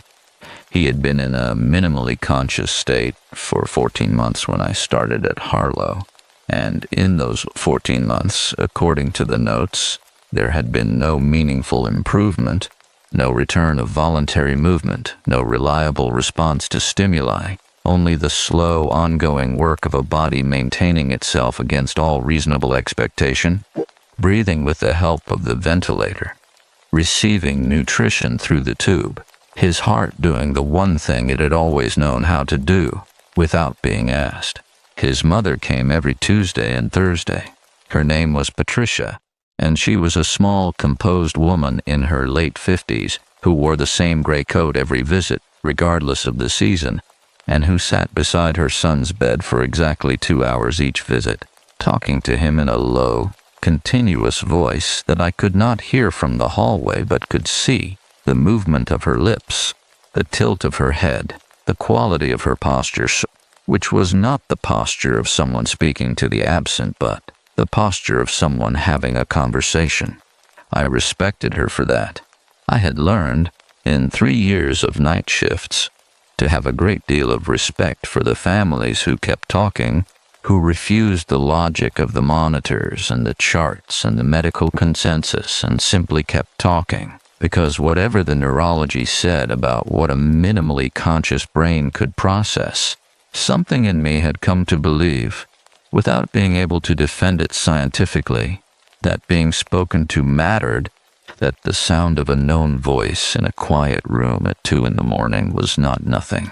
The first thing I noticed about room 9 was the temperature. Not a dramatic difference, not something that would register on a thermometer in any meaningful way, but a consistent, low-grade quality of the air in that room that I had noticed within my first week at Harlow, and had attributed to the room's position at the end of the corridor, away from the main heating vent, and had never entirely stopped noticing. It was cooler than the other rooms. Not cold, just cooler. The kind of cooler that you feel on the back of your neck when you step into the room from the corridor. A small adjustment the body makes and then accommodates, and after 3 years I no longer noticed it consciously. The way you stop consciously noticing the smell of a place you work in every day. I noticed it again in February of last year on a Tuesday night because it was different. Not cooler, something else. The air in room 9 on that Tuesday night had a quality I had not felt in it before. A quality I am going to describe as attended, because that is the word I wrote in the margin of the shift log at 11:40 that night. A single word, attended, with no further explanation, because I did not have a further explanation, only the clear and specific sensation of stepping into that room to do the 11:30 check, and finding that the room was different in the way a room is different when it is no longer empty. Daniel was in the bed where he always was, on his back, the ventilator doing its measured work beside him, his face in the lamplight, the same face it had been for every one of the hundreds of checks I had done over 3 years. Still and composed, and very young. I stood in the doorway for a moment before entering. I did the check, methodically, the way I had done it thousands of times. Vitals, tube, ventilator settings, the small careful inventory of a body being maintained by machines and will, and I wrote the numbers in the log, and I was writing the last number when Daniel's hand moved. Not dramatically. Not a full movement, not a reaching or a grasping, just the fingers of his left hand which had been resting open on the blanket, closing slightly, the way a hand closes when the muscles receive a small, involuntary signal, the kind of movement that happens sometimes in long-term patients and means nothing neurologically, which I knew, which I had been trained to understand and not to overinterpret. I finished writing the number. I looked at his hand, and it was still again, the fingers back in their resting position, and the ventilator breathed for him in its steady, measured way. And the room was very quiet, and the attended quality of the air was still there, and I stood beside the bed for a moment longer than the check required, which I did not usually do, which I found myself doing without having decided to do it. I said goodnight to him, the way I said goodnight to all of them. A quiet word at the end of the check that I had started doing in my first month and had never stopped, because it cost nothing and felt like the minimum the situation deserved. I went back out into the corridor. I stood in the corridor for a moment with the clipboard against my chest, and the corridor was the same corridor it always was at 11:40 on a Tuesday night. The fluorescent lights running at their nighttime dimmed setting, the other rooms quiet, the distant sound of the heating system, and I told myself that what I had felt in room 9 was the accumulated weight of 3 years of night shifts, that the body and the mind, when they have spent long enough in a place where the boundary between living and not living is that thin and that constantly present, begin to register things that are not there. I wrote attended in the margin of the log and went on with my rounds, but I kept the word. I keep all of them. The following Tuesday, the temperature in room 9 was different again. Not the same different as the week before. Not the attended quality that I had written in the margin and then spent 7 days constructing rational explanations for, but a deeper version of it, a version with more presence in it. The way a sound that has been quiet can turn up by a single degree and suddenly occupy the room in a way it did not before, so that you become aware not only of the sound but of the space the sound is filling. I noticed it at the door. the way I had noticed it the previous Tuesday, standing in the doorway with my clipboard before entering to do the 11:30 check, and this time I stood there longer before going in, which I told myself was because I was tired, which was true. I was tired. February at Harlow is always a hard month. The darkness pressing down early, and the heating system working against the cold that comes in off the fields. And the tiredness that accumulates in the body after years of night shifts has a specific quality, a heaviness that is not only physical, but something else. The heaviness of a person who has spent too many hours in the company of the space between living and whatever comes after, and who carries some of that space home with them without meaning to. I went into the room. Daniel was the same. He was always the same, which was both the comfort and the sorrow of room 9, the absolute consistency of him, the ventilator, the tube, the monitors with their steady, unremarkable numbers. His face in the lamplight, composed and still and young in the way that faces go young when all the daily work of expression has been absent from them long enough. I did the check. I was recording the last of the vitals when I became aware that the quality of the air in the room had shifted, not gradually, not in the slow way that temperatures change, but in a single moment, the way the air in a room shifts when a door somewhere in the building opens and the pressure changes, a subtle equalization that the body registers before the mind does. I finished writing the number. I looked up. The room was the same room. The monitors were the same monitors. The ventilator was doing its same steady work. Daniel was in the bed in his same position, and there was nothing in the room that had not been in the room when I entered. And yet the quality of the air was different in a way I could not account for with any of the explanations I had been assembling and reassembling for the past 7 days. I put the clipboard down on the bedside table. I do not know why I put the clipboard down. I do not normally put the clipboard down during a check. I carry it from the door to the bedside and back to the door, and putting it down was a deviation from the way I had done this thousands of times before. A small deviation, barely worth noting, except that I noted it, and what it felt like was a decision made by some part of myself that was operating slightly ahead of my conscious awareness, a part that had already processed something and arrived at a response before the rest of me had finished gathering the information. I stood beside Daniel's bed without the clipboard. The ventilator breathed, and in the rhythm of it, in the space between the mechanical exhale and the mechanical inhale, I heard something that was not the ventilator, a sound underneath the rhythm of the machine, low and continuous and occupying the same frequency range as the heating system, which is why I had not separated it from the ambient noise of the building before, which is why it had taken 2 weeks of something being different in this room before I had stilled myself enough to hear it. It was not a mechanical sound. It had a quality that mechanical sounds do not have, a quality of variation of something that was not running at a fixed rate but was responding to something. The way breathing responds to the state of the body doing it, the way a voice responds to the interior of the person speaking.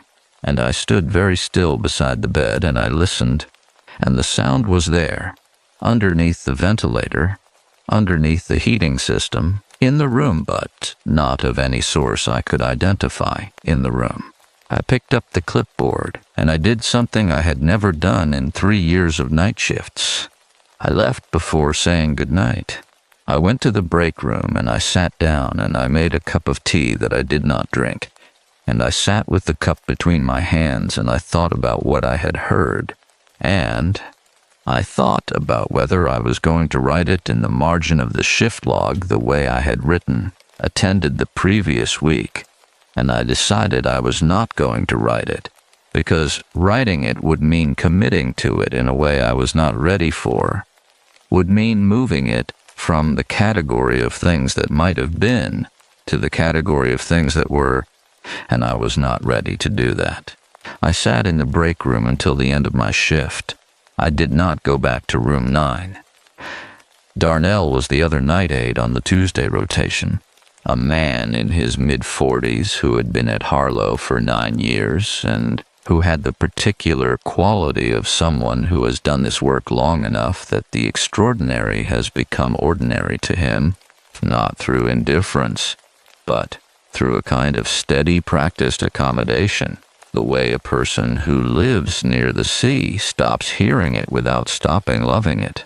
I trusted Darnell more than I trusted most people, not because he was exceptional, though he was, but because he was honest in the specific way that people who work nights in places like this are honest, which is honesty that has had the sentimentality pressed out of it by years of sitting with things that do not resolve, that do not offer the comfort of clean endings, that simply continue, and continue and continue until they stop. I told him about room 9 on the Thursday of that week, in the break room at 2 in the morning, over the particular bad coffee that the Harlow break room has produced in an unvarying stream for as long as either of us could remember. I told him about the attended quality of the air and about the sound underneath the ventilator, and I told him the words carefully and without drama, the way you tell a person something you need them to take seriously rather than something you need them to validate. He listened without interrupting, which is something Darnell does that most people do not. The complete and unperformative attention of someone who has learned that listening is a skill rather than a pause between speaking. When I finished, he was quiet for a moment. He turned his coffee cup on the table. 9 has been different, he said. Not a question. You have noticed it, I said. Since January, he said. Maybe late January. It was gradual enough that I kept thinking it was me. I looked at him. What kind of different? I said. He was quiet again, the considering quiet of someone choosing words carefully, rather than the quiet of someone who does not have words. Like the room is waiting for something, he said. Like whatever is in that room has a direction to it now, an orientation. Like, he stopped. Like something has arrived, I said. He looked at me. Yes, he said. Exactly that. We sat with that for a moment, the two of us in the break room at 2 in the morning, with the bad coffee and the fluorescent light and the sound of the building doing its nighttime work around us. Patricia comes Tuesday and Thursday, I said. I know, he said. She has been coming for 14 months, I said, before I started. Longer, he said. I was here when he came in. She has not missed a Tuesday or a Thursday. I thought about Patricia in her gray coat, the movement of her lips, the quality of her posture beside the bed. Darnell, I said, do you think he can hear her? He looked at the table for a moment. I think something can, he said, and picked up his coffee, and did not say anything further, and I did not ask him to. Patricia was in room 9 when I arrived for my shift the following Tuesday, which was unusual, because her visits were always daytime visits, always the 2-hour window between 10 in the morning and noon, and it was now 6:45 in the evening, well past the end of the visiting window, and I stopped in the corridor outside the room when I saw the gray coat through the window in the door. I knocked before entering, which I do not normally do, which felt necessary. She looked up when I came in, and her face was composed in the way it always was, the way she had arranged herself into composure over 14 months of Tuesdays and Thursdays, and her eyes were dry, and she was holding Daniel's hand, the left hand, the one whose fingers had moved during the check 2 weeks before. I hope it is all right, she said. The afternoon aide said I could stay a little longer. Of course, I said. I moved to the far side of the bed and began the early shift check, quietly, working around her presence the way experienced aides learn to work around family members, not ignoring them, not intruding on them, simply proceeding with the work while leaving the space beside the bed intact. He was more present today, she said. I kept writing. What do you mean? I said, carefully. When I was talking to him, she said, there was something different in the room. Something. She paused, and I heard her choose her word the same way Darnell had chosen his. Attentive, she said. I stopped writing. I looked across the bed at her. His hand was warmer, she said. It is always cool. Today it was warm. She was not asking me to confirm it or explain it. I understood that. She was simply reporting it, the way she had probably been reporting small things to herself for 14 months, cataloging them, holding them against the weight of the charts and the consensus and the word that the doctors used when they meant there is no path forward from here. I looked at Daniel's face. The ventilator breathed for him. The monitors ran their steady, unremarkable numbers. And in the room, underneath everything, in the frequency range of the heating system and the ventilator and the building doing its nighttime work, the sound I had heard 2 weeks ago was there again, low and continuous and not mechanical, a sound with variation in it, with response in it, the sound of something present and attentive and specifically oriented toward the bed. I did not write it in the log that night. I wrote it in the margin of the previous week's log when I got home, at 8 in the morning, sitting at my kitchen table in the February light, because I had spent the drive home understanding that I was past the stage of deciding whether to commit to this, that something had already committed for me, and that the honest thing, the only responsible thing, was to keep recording it while I still had the clarity to record it accurately.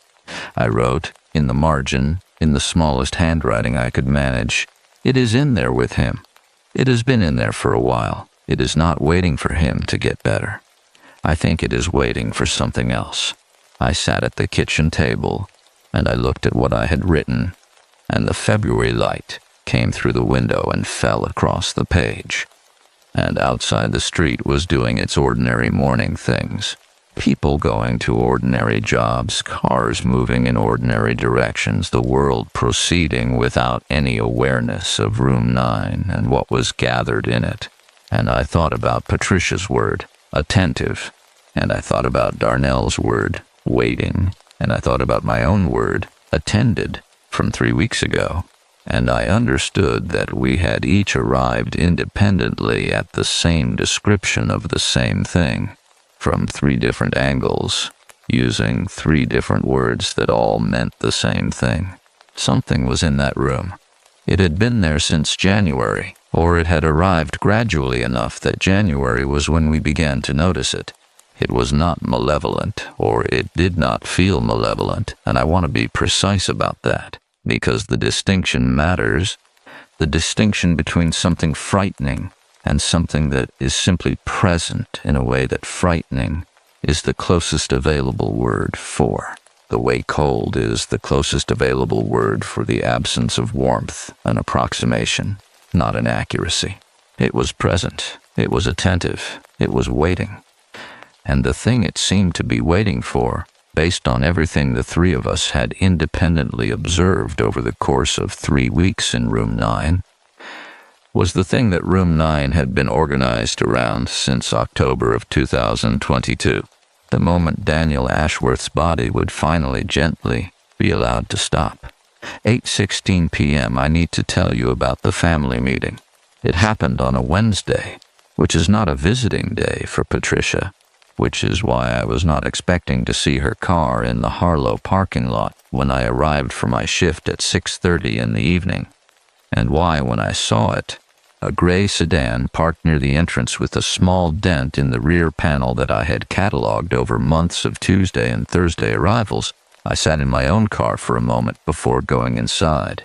The family meeting room at Harlow is a small room off the main reception area on the ground floor, with 2 upholstered chairs and a small sofa and a table with a box of tissues on it that is always full, which tells you everything you need to know about the purpose of the room and the frequency of its use.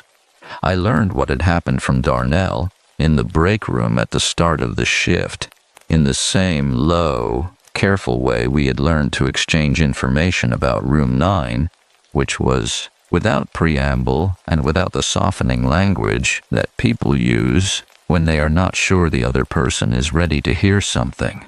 Patricia had met with the attending physician and the facility director that afternoon. She had brought a lawyer. She had brought a folder of documents that she had been assembling. Darnell said, according to the facility director, for several months, quietly and methodically.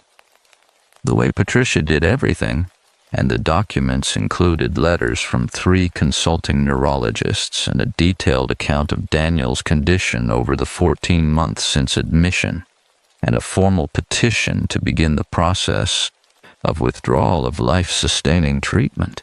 Darnell said this to me, and then he picked up his coffee and did not say anything further.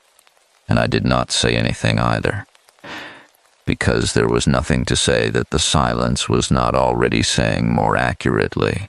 I went upstairs to start my rounds. I did room 9 last, not because I was avoiding it, or not only because of that, but because I had understood over the past 3 weeks that room 9 required a specific quality of attention that I could not bring to it at the beginning of a shift, before the rest of the floor was settled and the other checks were done, and the building had found its nighttime rhythm, the quality of attention that requires the mind to be emptied of everything else first, the way you have to still the water before you can see what is at the bottom of it.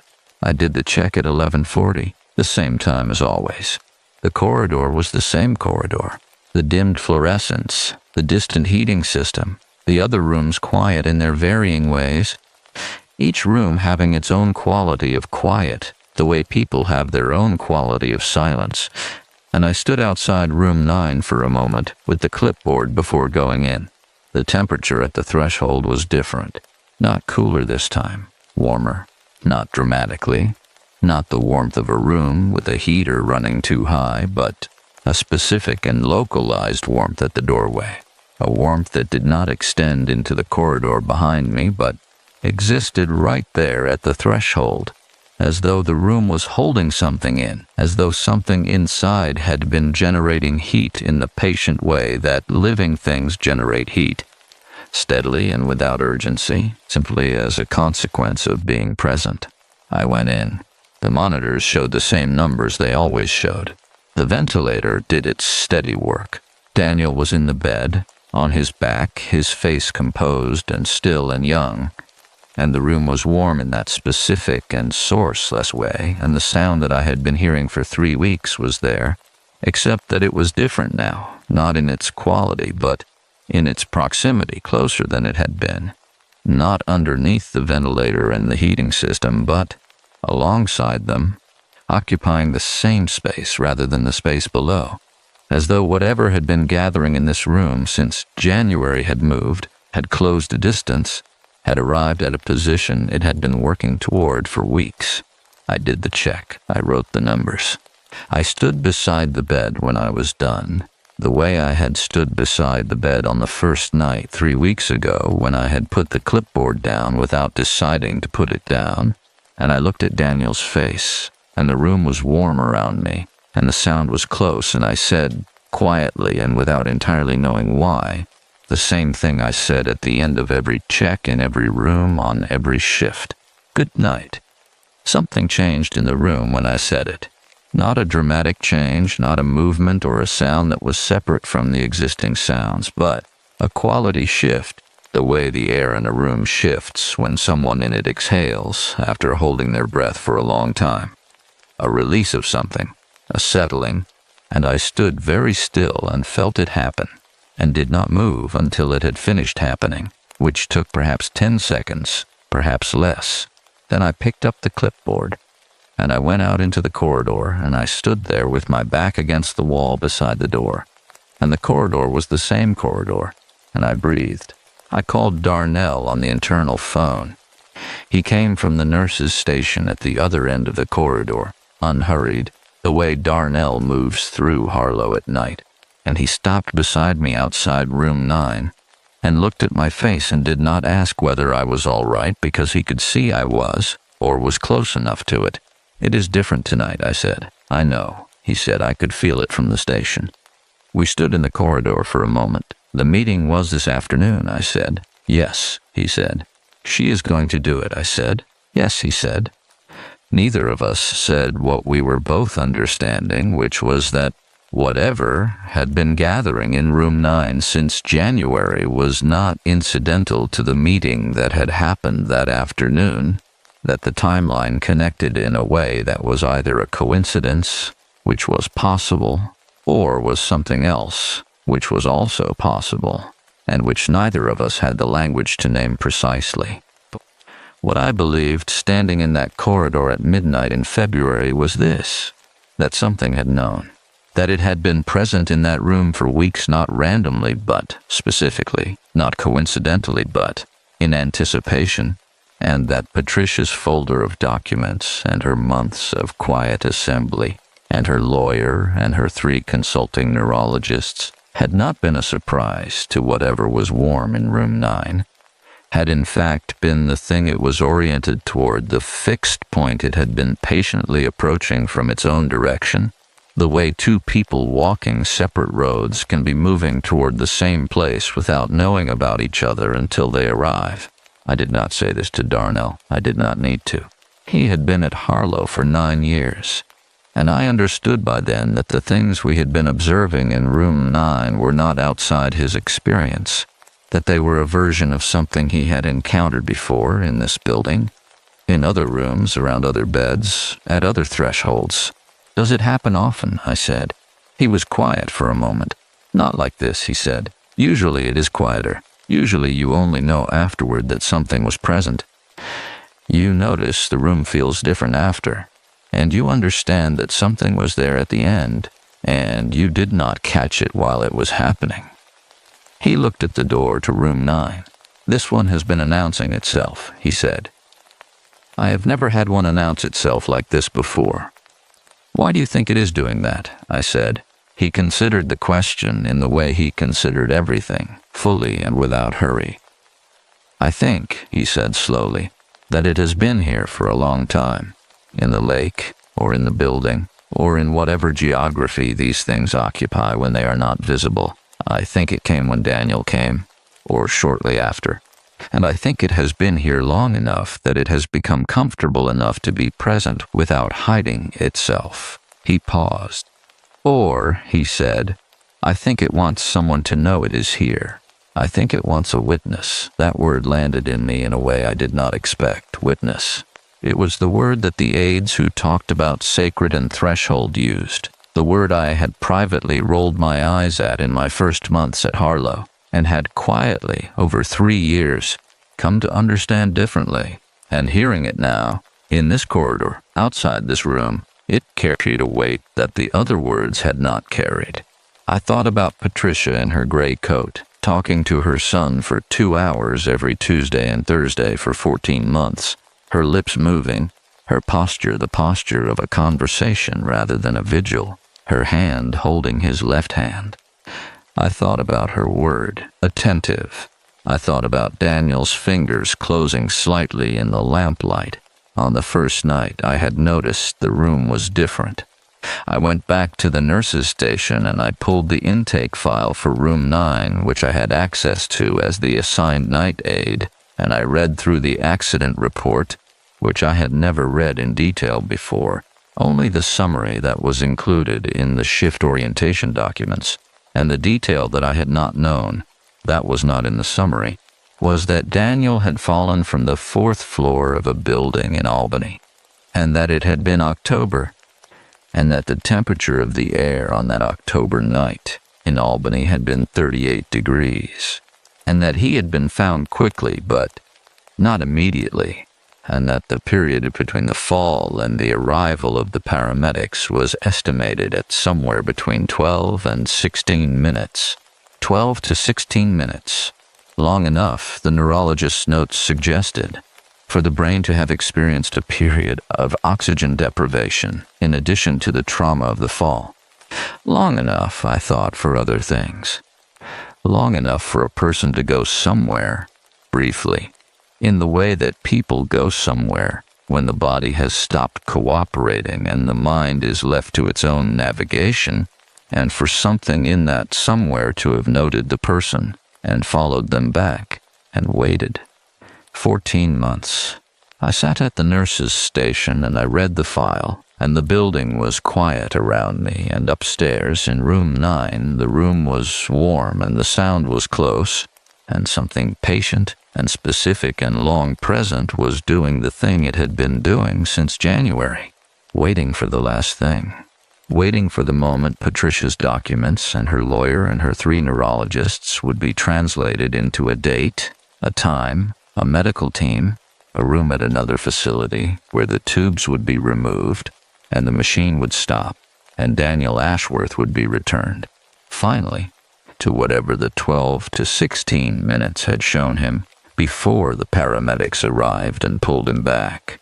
I closed the file. I sat at the station, and from down the corridor, from the direction of room 9, in the frequency range of the ventilator and the heating system and the February cold pressing against the building from outside, I heard the sound again, closer than it had ever been, and underneath it, or threaded through it, or simply present alongside it, in a way that I cannot describe more precisely than this.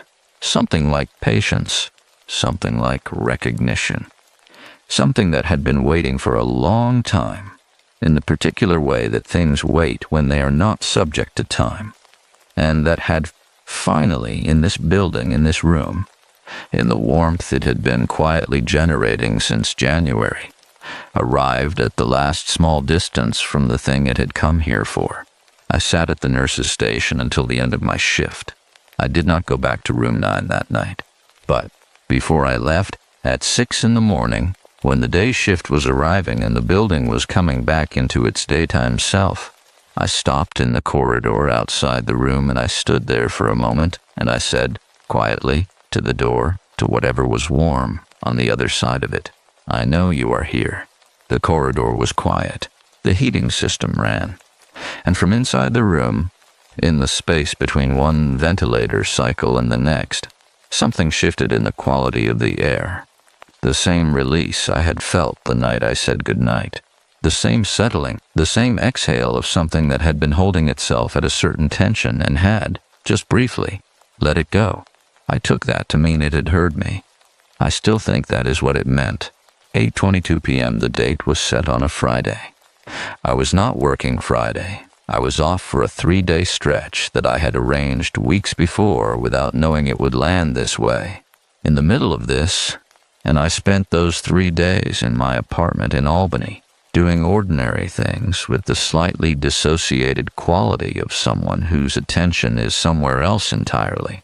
Cooking meals I did not particularly taste, and watching television I did not follow, and sleeping in the shallow attended way that had become familiar to me since January, surfacing and submerging and surfacing again, with the awareness of room 9 underneath everything, the warmth of it, the sound of it, the specific and patient presence of whatever had installed itself in that room, and been waiting there through the coldest weeks of a cold February.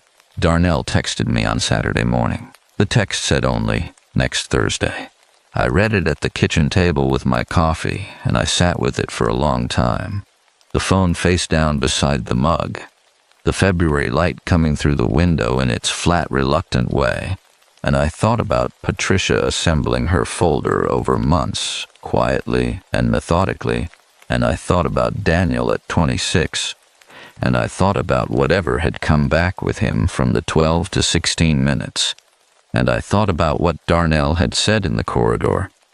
"I think it wants a witness," and I understood, sitting at the kitchen table in Albany on a Saturday morning, that the 3-day stretch I had arranged weeks ago without knowing it would land this way had not, in fact, landed this way by accident.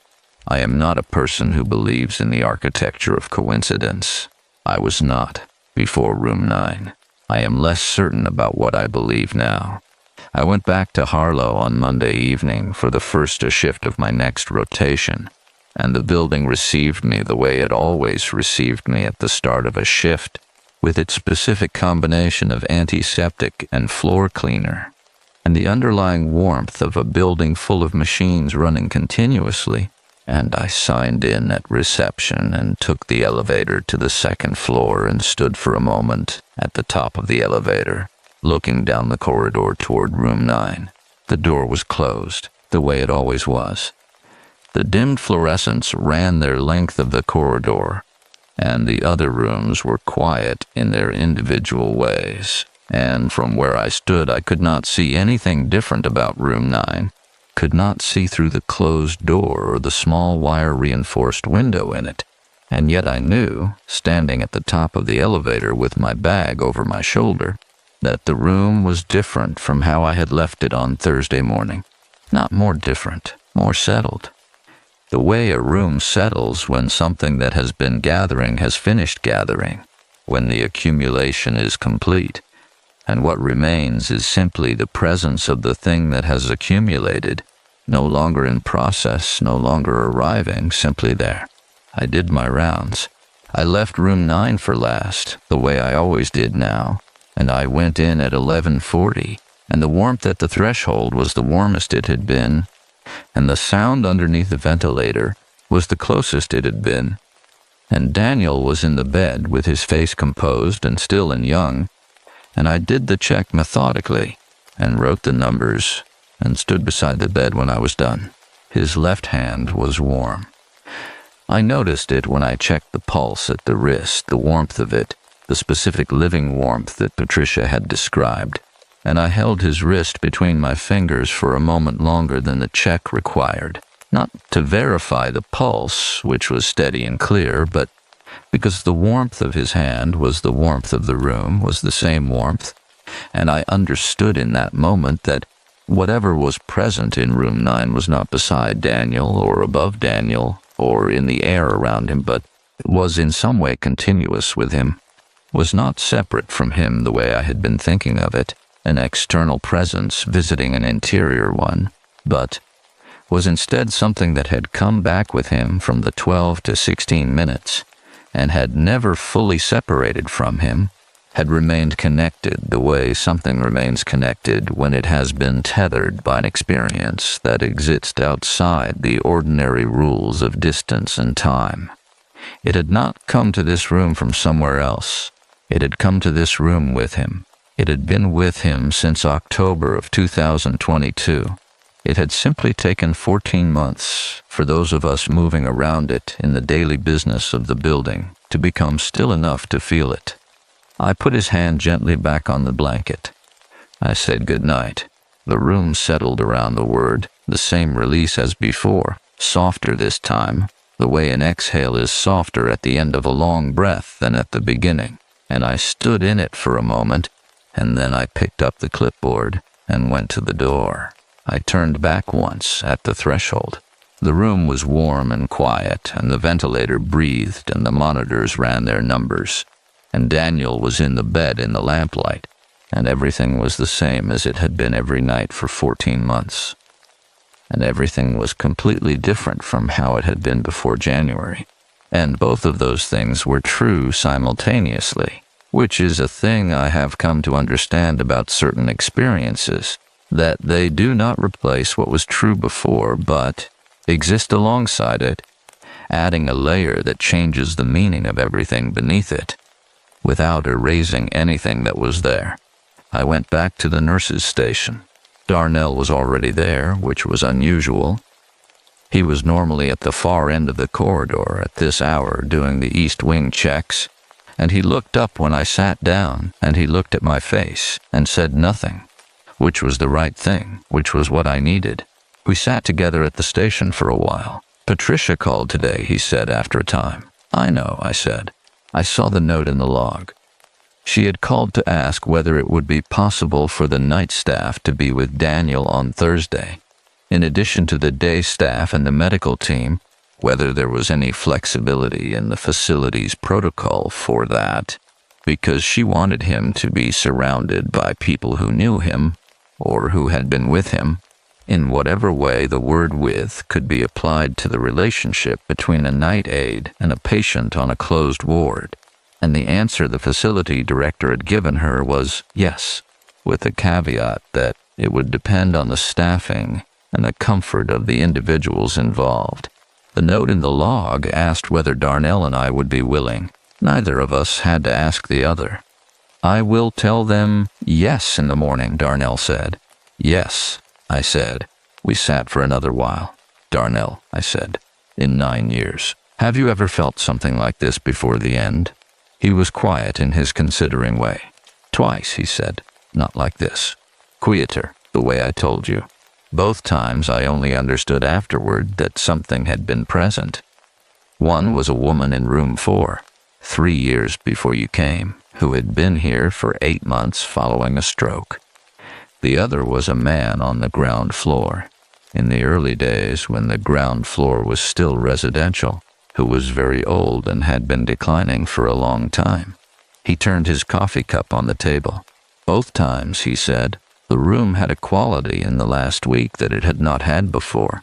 A fullness, I would call it, as though the room had been empty in a way I had not noticed until it was no longer empty. Were you afraid? I said. He looked at the table for a moment. No, he said. That is the thing I have never been able to fully explain to myself. Both times, the feeling in the room was not frightening. It was, he paused, choosing. It was the most complete thing I have ever felt in a room, the way a piece of music is complete. Not happy, not sad, not frightening. Complete. He looked at me. Room 9 is different in degree, he said. It is stronger, more present, more deliberate, but the quality of it is the same. It is not frightening. It is complete. I held on to that word. Complete. It was the right word. I knew it immediately, the way you know a word is right when you have been reaching for it without finding it. And hearing it named settled something in me that had been unsettled since January, some low-grade internal resistance to what I had been experiencing, some part of me that had been insisting on the category of frightening when the experience itself was refusing to stay in it. It was not frightening. It was complete. It was the most complete thing I had ever felt in a room, and I had been feeling it for 7 weeks. And in 3 days it would reach whatever completion it had been building toward, and I would be there, along with Darnell and the medical team and Patricia in her gray coat, and we would witness it, which was the word, which had always been the word. Thursday arrived the way days arrive when you have been aware of them approaching for a long time. Not suddenly, but inevitably, the way a horizon arrives when you have been driving toward it. Present all along, becoming simply more present as the distance closed. I came in 4 hours before my shift. The facility director had arranged it, had quietly restructured the staffing so that Darnell and I would both be present from 3 in the afternoon, and when I arrived, the second floor had a quality I had not felt in it before. Not the nighttime quality I knew, but something different, something that was neither day nor night, but the threshold between them, the late afternoon light coming through the corridor windows in long, low bars that fell across the floor and the doors and made everything look slightly more significant than it normally did, slightly more like itself. Patricia was already there. She was in the family room on the second floor, a small room I had rarely seen used, with her gray coat folded over the back of one of the chairs, and she was sitting with her hands in her lap and her back straight, and when I came in she looked up, and her face was composed in its practiced way, but there was something different in her eyes. Not grief, not exactly. Something that lived in the same neighborhood as grief, but was oriented differently, pointing in a different direction. The same thing I had felt in my apartment in January, when I had first understood what was in room 9. Alert. She reached out and took my hand when I sat beside her. "Thank you for being here," she said. "Of course," I said. We sat together for a while without speaking, and the afternoon light moved across the floor and from down the corridor, through the closed door of room 9. The warmth reached us even there, which it had not done before, which told me that whatever had been contained in that room had expanded in the final hours to fill the space around it. The way warmth expands when the thing generating it reaches its fullest capacity. The medical team arrived at 4. They were quiet and professional and gentle in the specific way of people who have done this before and understand that the doing of it is itself a form of care, that the manner in which a thing is done is inseparable from the thing itself, and Patricia stood and put on her gray coat, and we walked together down the corridor to room 9. I will not describe the next hour in its procedural detail, because the procedural detail is not what I am writing this down to record, and because Patricia's privacy and Daniel's dignity are not mine to offer as content. What I will say is this. The room, when we entered it, was the warmest it had ever been. The sound that I had first heard 7 weeks ago, underneath the ventilator and the heating system, was present and clear and close, and it did not stop when the ventilator stopped, which is the thing I had not expected and which I have spent every day since trying to find a way to think about accurately. The fact that the sound continued after the machine that had been its counterpoint for 14 months fell silent, that it did not need the machine's rhythm to exist in, that it was simply there, in the room, in the silence that the ventilator's stopping had created, present and warm and complete. Patricia was holding Daniel's left hand. She was talking to him in the same low, continuous voice with the same quality of a conversation rather than a vigil, and I do not know what she said, but I know what she was doing, which was what she had always been doing on Tuesdays and Thursdays for 14 months. She was making sure he was not alone. He was not alone. I understood, standing in that room, in the warmth of it, with the sound of the thing that had come back with him from the 12 to 16 minutes present and close, and no longer waiting because the waiting was finished, that he had not been alone since October of 2022, that whatever had found him in the cold and the dark of those 12 to 16 minutes had been with him through every night of the 14 months since, through every Tuesday and Thursday, through every 11:40 check, through every good night I had said to a room I thought was empty, and that the warmth I had been feeling since January was not a new arrival, but a thing I had simply become still enough to notice, the way you become still enough, sometimes, to notice what has been present all along. The room was quiet when it was over, not empty.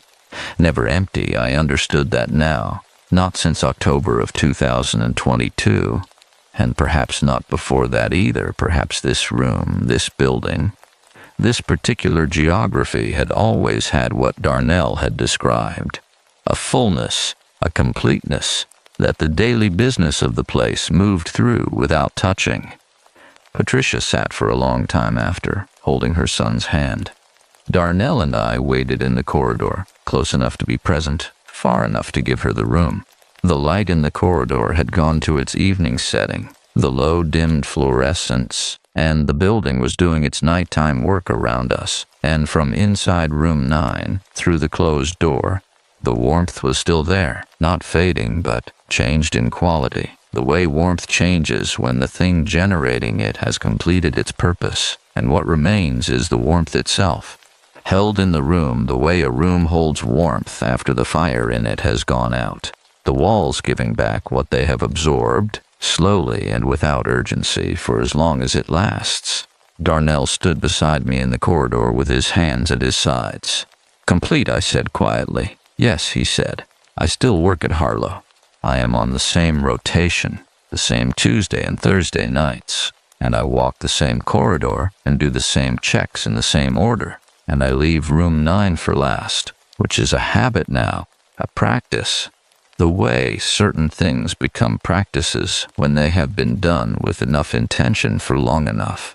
Room 9 has a new patient now, has had one since March, an older man from Schenectady whose family comes on weekends, and the room is the room it has always been. The monitors and the ventilator and the lamplight and the particular cool air that comes from its position at the end of the corridor, away from the main heating vent. It is cooler in there now. Not the warmth of January and February, not the attended, complete quality of those 7 weeks, just the ordinary coolness of a room at the end of a corridor in a building in upstate New York in winter. But sometimes, at 11:40, standing at the threshold before going in to do the check, I feel something at the edge of the ordinary, something that is almost the warmth, a suggestion of it, The way a smell can suggest something without being that thing. And I stand at the threshold, and I breathe it in, and I think about Daniel Ashworth and the 12 to 16 minutes, and whatever came back with him from that cold, dark place, and stayed with him through 14 months of machines and Tuesday and Thursday visits, and goodnight said quietly into a room that was never, it turns out, as empty as it looked. I said goodnight to room 9 last Tuesday, the way I always do, the way I always will. And in the corridor, in the frequency range of the heating system and the building doing its nighttime work, something that was almost a warmth, something that was almost a sound, moved through the air beside me on its way to wherever it goes when the waiting is finished, patient as it has ever been, complete.